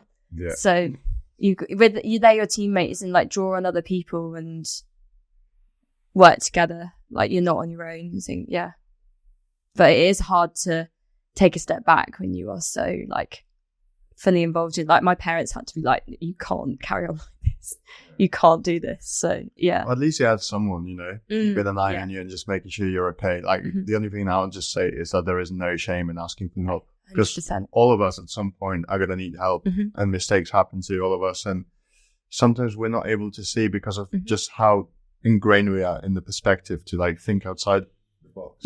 I think in rowing, I think that's why from coaches and athletes from both perspectives, I think that's why it's really important to have a united squad and have people be able to be, because you can't necessarily tell the stroke sider who you're trying to beat a seat race in 2 weeks' time that you're struggling. No. It's hard. It feels whether you'd want to or not. So you need to have other people to talk to, whether like it's your parents as well. Sometimes that can be difficult. I remember my parents would be, well, why don't you just go up and tell Jürgen that? You don't go up and talk to Jürgen, what are you talking about? Some people don't necessarily understand it, but like, if you're sweep guys, go and make friends with the scullers. I mean, ask them how are you dealing with the pressure? Or as a cock, speak to someone who's not on your crew. Like, there's other people that you can talk to, because we've talked a lot about this, and I think it's something that's come up a lot. And it's like, but rowing's sort of like a sport where it's hard to, we're sort of, it's all this kind of like, oh, I'm the strongest, I'm the toughest. Like, no one's ever going to say anything. But I think there are people that you could reach out to. And I think that's why it's important to just have like a united front as a club. 100%. Yeah, it's all about that culture, isn't it? And creating a space where people feel like they can speak, and it's encouraging that like healthy culture. So, yeah. Ultimately, it's what creates teams is the difference. For example, when training runs out, what's going to make you faster and successful, how comfortable you are, how much are you willing to like pull for your mates and all those sorts of things. Yeah. Let's fast forward to after Thames camp.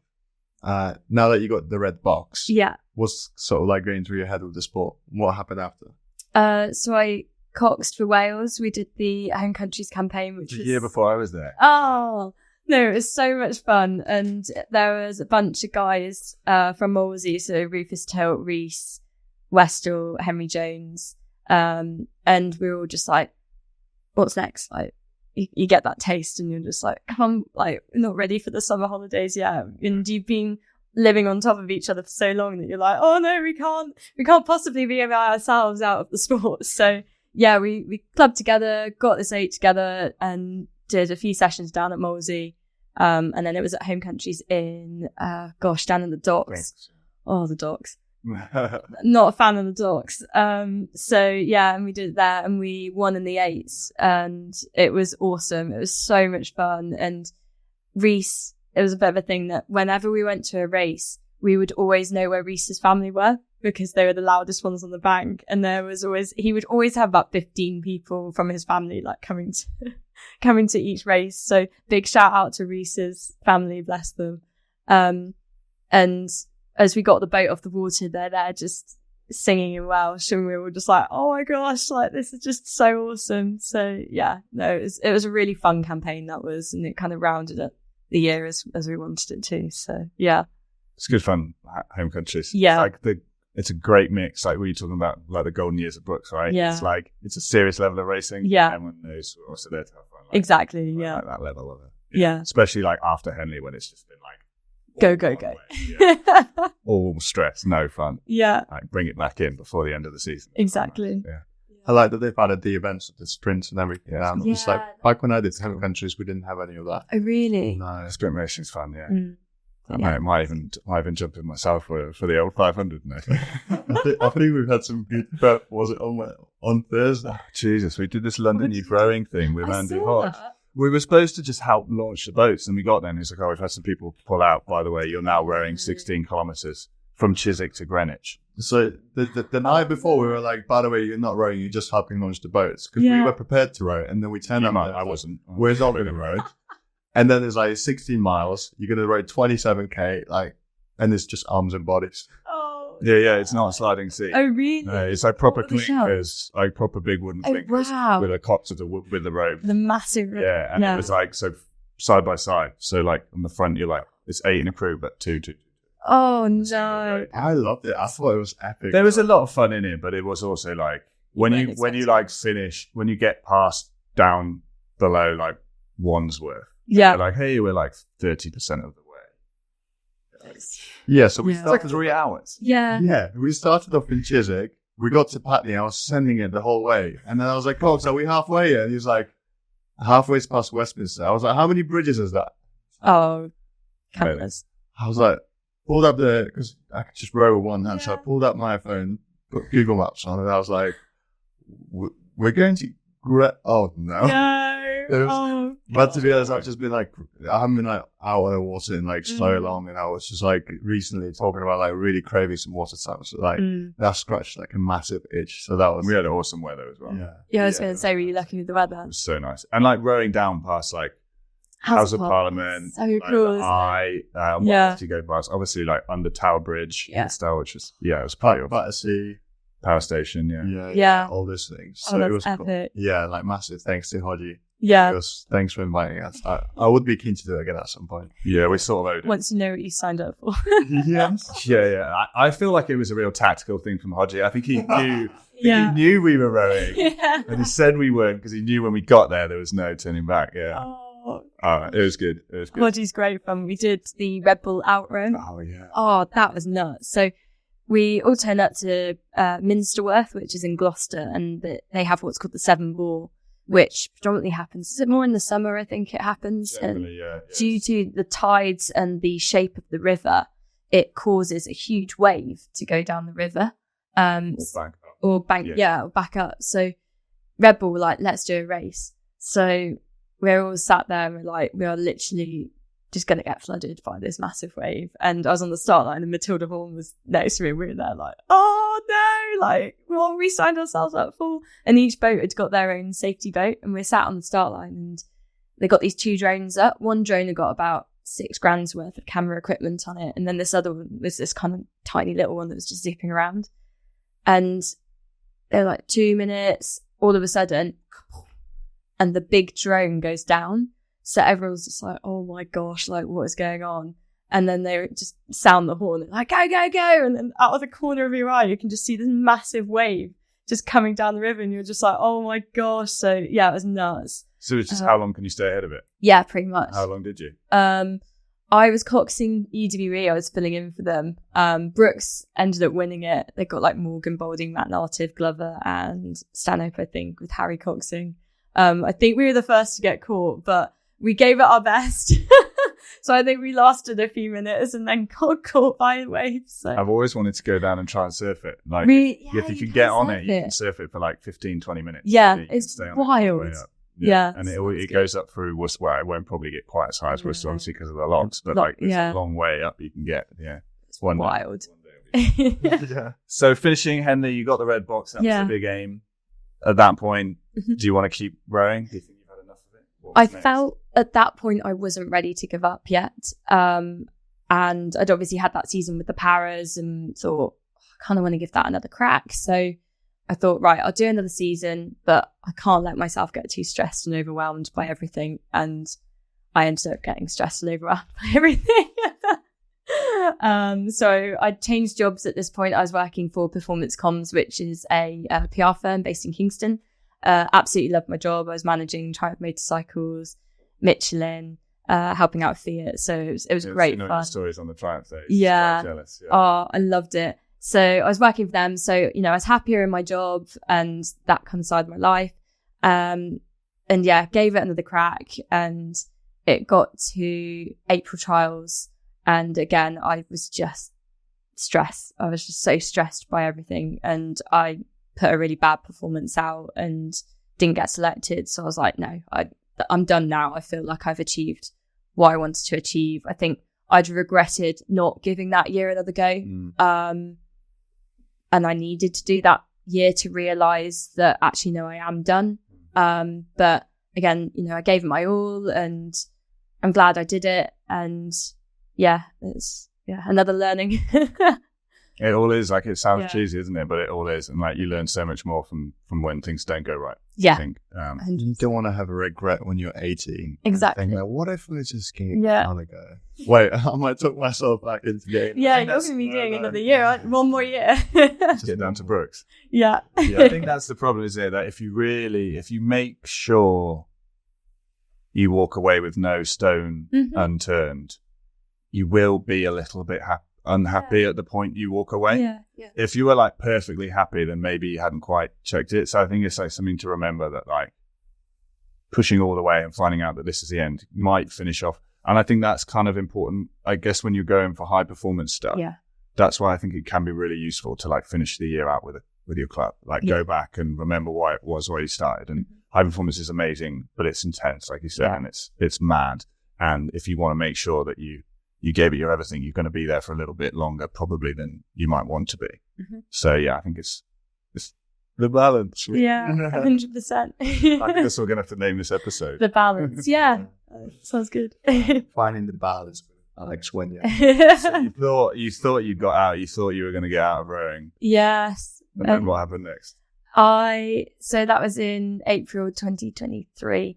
And I got out rowing, and I remember the week after I retired, I did retire. I haven't really properly got into it. I'm sorry, you're not a real rower unless you've retired at least once. Yeah, well, I've retired once, okay? So Instagram post? Yeah, Oh, to the okay. Instagram post. So like official retirement. Yeah. Officially checked into the pension pot. So, so I remember retiring, and then I'd got like 6 events like the next week with family, like friends' birthdays, and I'm good mates with Lauren Rolls, so like went along to an event with her, and I just remember getting to the end of the week and I was like, this is what normal life is. This is great. I can actually go out on a weeknight and not feel guilty for it. So yeah, it was good fun, and started running a lot more and made some really good friends through running. So that was what was next. And then I decided I've always wanted to live abroad. So I moved to Australia at the end of December 2023, and I'm working I started as a rowing coach for UTS, so I didn't escape the rowing bubble. But it was great because Tim McLaren was awesome and helped me get set up and got me involved with the squads, which was great, and made some really good friends do that. And then I got a job at Rowing New South Wales, so I'm an events and volunteers manager. So yeah, still not out of the sport. No, it's good. Like this is what all of this is about. Is about anything that helps us stay in rowing without actually having to row. Yeah. As long as I don't have to have a real job, that's the sweet spot. Exactly. No, you too. Yeah. No. So yeah, it's been great to be over there, and I feel like I'm just chasing the sun now. I'm going back in August after the Olympics. So yeah, and then we'll see. I was just gonna say that actually this is a hologram. You're not actually in the room. We're just like from Australia. I'm like ABBA Voyage, but no, it's good. Like we're working hard to make sure that everything we do is in person, because I think it's just more fun and better to do. So yeah, it's good that we could grab you. We did have to turn Eric Murray down because of that. wow. So for now, I didn't turn him down. We tried to get him while he was in the country, and he was like, it's not going to work, guys, but I'll zoom in. I was like, What to say? I would like to, but let's see if we can do it. I'm Eric Murray's replacement. Got you in at short notice. Yeah. That's it. Yeah. Before we go with the quick fire round questions, I wanted to ask you about some of your favorite calls and like the things that the bank of the sort of like coaxing sayings and things that you've like acquired during your career. Gosh. That you just kind of like want to get out. Something that you're like happy with, or am I asking for too much juice right now? Too many secrets. Everyone's got a different style, right? Yeah, I've always tried to focus a lot on what the boat is telling me, like what can I feel is going on in the boat, and you have that dialogue with your stroke person. I'm feeling this. Can you feel that? Cool, we're on the same page, and you tailor your calls around what is going on. I was fortunate to be under Franz at Molesey and learnt so much from him, and he's also now in Australia. Yeah, so he used to be a cox, so it's great to have him as my coach because he gets it, and he was great at translating things and putting it into how he thinks it could be delivered, but also keeping your own style with it. I suppose when I was at Brookes, it was very much focused on power, power, power, whereas Molesey was more, well, what's the technical flow of the boat? Are we keeping the handle moving throughout the stroke? You know, are we making sure that we're getting our hips rocked over by quarter and getting ourselves into that position, and thinking about what are the free speed changes that we can implement before looking to power. Mm-hmm. So I think that, yeah, maybe that's where I've gone on to. But in terms of any particular calls or anything, gosh. You don't have a favourite one? It's just so individual to the crew, isn't it? That's the thing. I don't. Yeah, I mean, legs hips was a famous Brookes one. Still everywhere. Yeah, still there. But yeah, I think it is quite unique to your crew. It could be anything. Yeah. We had in our 22 race, we had Spike, and then there was another call. We just said Theo's call, and we knew that Theo was going to go when I said Spike? Theo's call. Spike, just making sure that you're spiking the power curve, so that we're all just getting on it, start holding it through. So yeah, that was another one. Yeah, like exactly. Yeah, you can call it anything. Yeah. Yeah. Well, that's probably the good point. It's like make sure that your calls are unique, like to your crew, and like because. I think another thing is that you need to make sure that everyone knows what that means. Yes, yeah. You need to sit down and say, like, okay, let's just check that when I say this, we're all thinking this. Yeah, we're all on the same page. Yeah, because some of those more common ones, like leg hips, obviously is a bit more self-explanatory, but some of the calls that are kind of commonly known, people have different ideas of what that means. Yeah, and with the tiers, I think that is like hugely. With that one, like Sam Tuck was like, no, don't use the tiers. But I remember in our final, I ended up just going back and was like, right, tiers, let's go. But I knew that Ben and Rufus, like, we all knew what the tiers meant. But again, you can individualize the tiers for your crew. So at Brookes, it was always tier 1 power, tier 2 rate, tier 3 kitchen sink. Yes. There you go. Hey, it's almost like I've done this before. Yeah. Yeah, we used it with Morgan. Yeah. Morgan would use the tiers. The other one was like the red light, green light call, which I think originally came out of the boat race, but now you hear so many squads. Yeah. Like light on, light off, in terms of like how you're transitioning the weight onto the toes, making sure that you're not slamming your weight onto the foot plate. There's another one. Oh, that's cool. Yeah, see that there are. Yeah. Morgan is like also quite famous for freestyling. What's like your take on freestyling when you're coxing? What do you mean by like? Just like coming up with calls on the fly. Yeah, I think you kind of just what comes to you, isn't it? Then it's not forced. It is more like natural, and you are responding to exactly what's going on in the boat, which I think is how I want to cox. So yeah, that's good. Cool, epic. Let's do them. Quick fire round questions. Oh no. You don't know what they are. No. Okay. They're more like quick to ask. Don't necessarily have to be too quick answers. Okay. Yeah, I'm not even that quick at asking. I don't even know why we call it quick fire. Slow fire round. I think it's because like the set questions, so it's a bit boring. Yeah, you're right. Yeah. But I've been doing my bit till I change them up. Anyway, out of all the rowing venues that you've trained at, raced at, or visited, what are some of your favourites? Ratsburg. That's got to be up there. That is just awesome. It's so beautiful. And is that where they say German rowing was born, in Ratsburg? It's definitely one of the performance centres. Yeah, but that lake is just gorgeous, and there's so many different kind of subsidiaries off the lake. But yeah, that was gorgeous. I've never been to Lake Bled, but I've always wanted to go. Serbia was interesting. Like I said, just sat at the start line ready to race, and there's a nudist beach, so you're kind of saying to your crew, right, eyes in, let's focus on what we're about to do down the course. And then the Heineken and Head of the Charles, those head race wise, those are awesome. So I raced with Crabtree for Head of the Charles, and it's such a well organised event, and it's just nuts. You've got your big fin on the rudder, like you do for the Heineken as well. But that course is just such a Cox's course. I went on the launch of Rob Baker and Dara. We went in 2019, and it's just unreal. If you get the opportunity to do Head of the Charles, just do it. Bite someone's arm off and do it. So I'm thinking not necessarily to row, but we might be getting out there next year. Oh my gosh, yeah. We met one of the guys who organises it. Yeah. This year was sort of chatting. So I don't know. It'll be cool. Yeah, it's definitely the one that comes up the most, and we ask that I have never been at. Oh, So What about the Heineken? oh, I've never heard of it. Have you not? No. Oh, so it's over in Amsterdam. You do a 5K, a 2.5K, a 750 and a 250, I think, over 2 days. So we did it at Molesey in 22 and 23, and we turned out we did the 2.5K and then the 750 on the first day.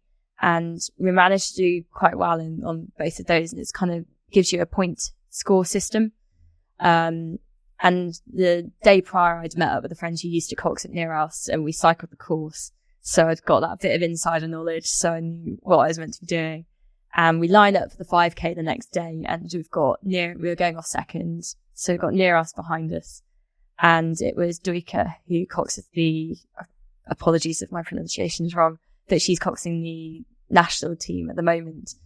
And she kind of was there, like, staring, like, eyeing me up and, like, trying to, psych us out a bit, or so I thought. And we go off, and we managed to hold them, and we didn't let them past us. And I think they were it was half the national team in that 8, and there's just us clubbies turning up from Molesey. Like, let's just have a go. And I'm so thankful to Norma for showing me the course. And we crossed the finish line, and then they crossed the finish line, and she looks over, and she just goes like that and puts a thumbs up, and I was like, yes, get in there. We managed to get the seal of approval from her. But yeah, it's an awesome course, awesome race, lots of twists and turns, and all through Amsterdam. And then you will get on the beers afterwards because it's sponsored for Heineken. So no product placement. The beers are available. It's all right. Yeah, other beers are available. We own the At show. 0%. Say whatever you want. So no, that was unreal. That was good. That sounds perfect. I really want to, like, get out there and see. Do it. Maybe see, like, some rules for, like, how much training I need to do for signing up. Not much. 8's only though. You gotta get a crew together. Yeah. No, definitely do it. I would recommend. Cool.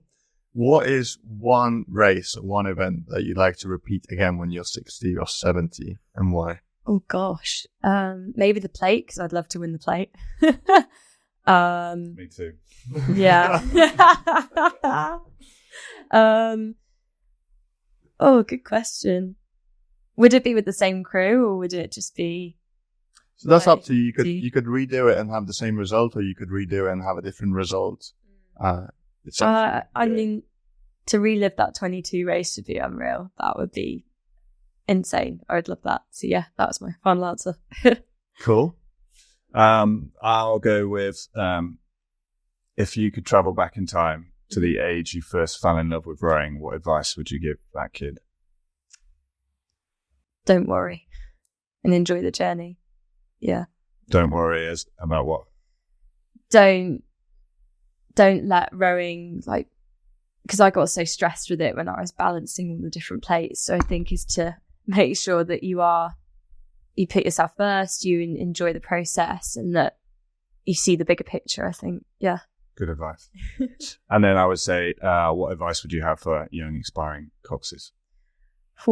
Back yourself, I think, without being cocky, but trust your instinct. Always be open to learning. Someone said to me, go and cox masters crews when you're learning as a cox, because you learn so much from them. And when I joined Crabtree, I learned, again, just so much from them. You've got Richard Phelps in the launch and Donald Leggett, for example, that you're around all these huge names in the sport. And even if they're not huge names, they've been involved with the sport for so long, and there's so many learnings that you can get off them. So I'd say, learn from the masters, learn from the legends. That's good advice. Very good. Yeah, that sounds good. Not advice that we've had before. And then I would just say, when you say back yourself, I say cox, just not into the landing stage. Yeah, don't do that. Yeah. Let's not damage any equipment. Yeah, that's it. So my final question is, who are some of your rowing idols, or the people you've looked up to either during or post your rowing career? Gosh, very good question. Kat Granger was looked up to as a young woman in the sport. She's coming on. Is she? She was Chancellor for Oxford Brookes, and I remember we had training camp, and it was our graduation, similar sort of time. So I drove back from Wimbleball to go and graduate, and I was like, please be there handing out the degrees, because some of the lads had her to give their degrees, but yeah, we missed her by a day, which I was really sad by. But yeah, so no, I think Kat Granger, Lauren Rolls, she's one of my best mates, and I hugely look up to her. Her and Jude are incredible. Yeah, she's another person I really look like. She spins so many plates, and I'm always in awe of how she does it. Who else do I look up to? I used to look up to, I still look up to Ben Hunt Davis. I used to love his boat. Will it make the boat go faster? And I think that's what has always kept me to be like, okay, well, if we do this, is that going to make the boat go faster? And I know it sounds really cliche, but yeah. It's cliche because it's used so much, but it wasn't what he came up with. Yeah. It won a gold medal, so exactly. So you can't argue with that. Alex, thanks so much for coming on. This has been like such a good mix of like, just dropping some seriously good advice, but also like having a laugh to it, some stories, talking about rowing, life, and just reflecting, some trips down the memory lane. Yeah. I really enjoyed it. No, thank you for having me. You're more than welcome. And let us know how you're getting on in Australia. We're probably going to get you back on again at some point. Thank you. Yeah, it'll be fun. We can get into a bit more like the technical stuff of croxing. Yeah. No, it's been awesome. Been really good. I think like loads of stuff to learn. Some new advice that I don't think we've heard before as well, which is good. So it's been awesome. Thank you very much. As for today, this concludes everything for this episode. So on that note, easy there. Cue the music.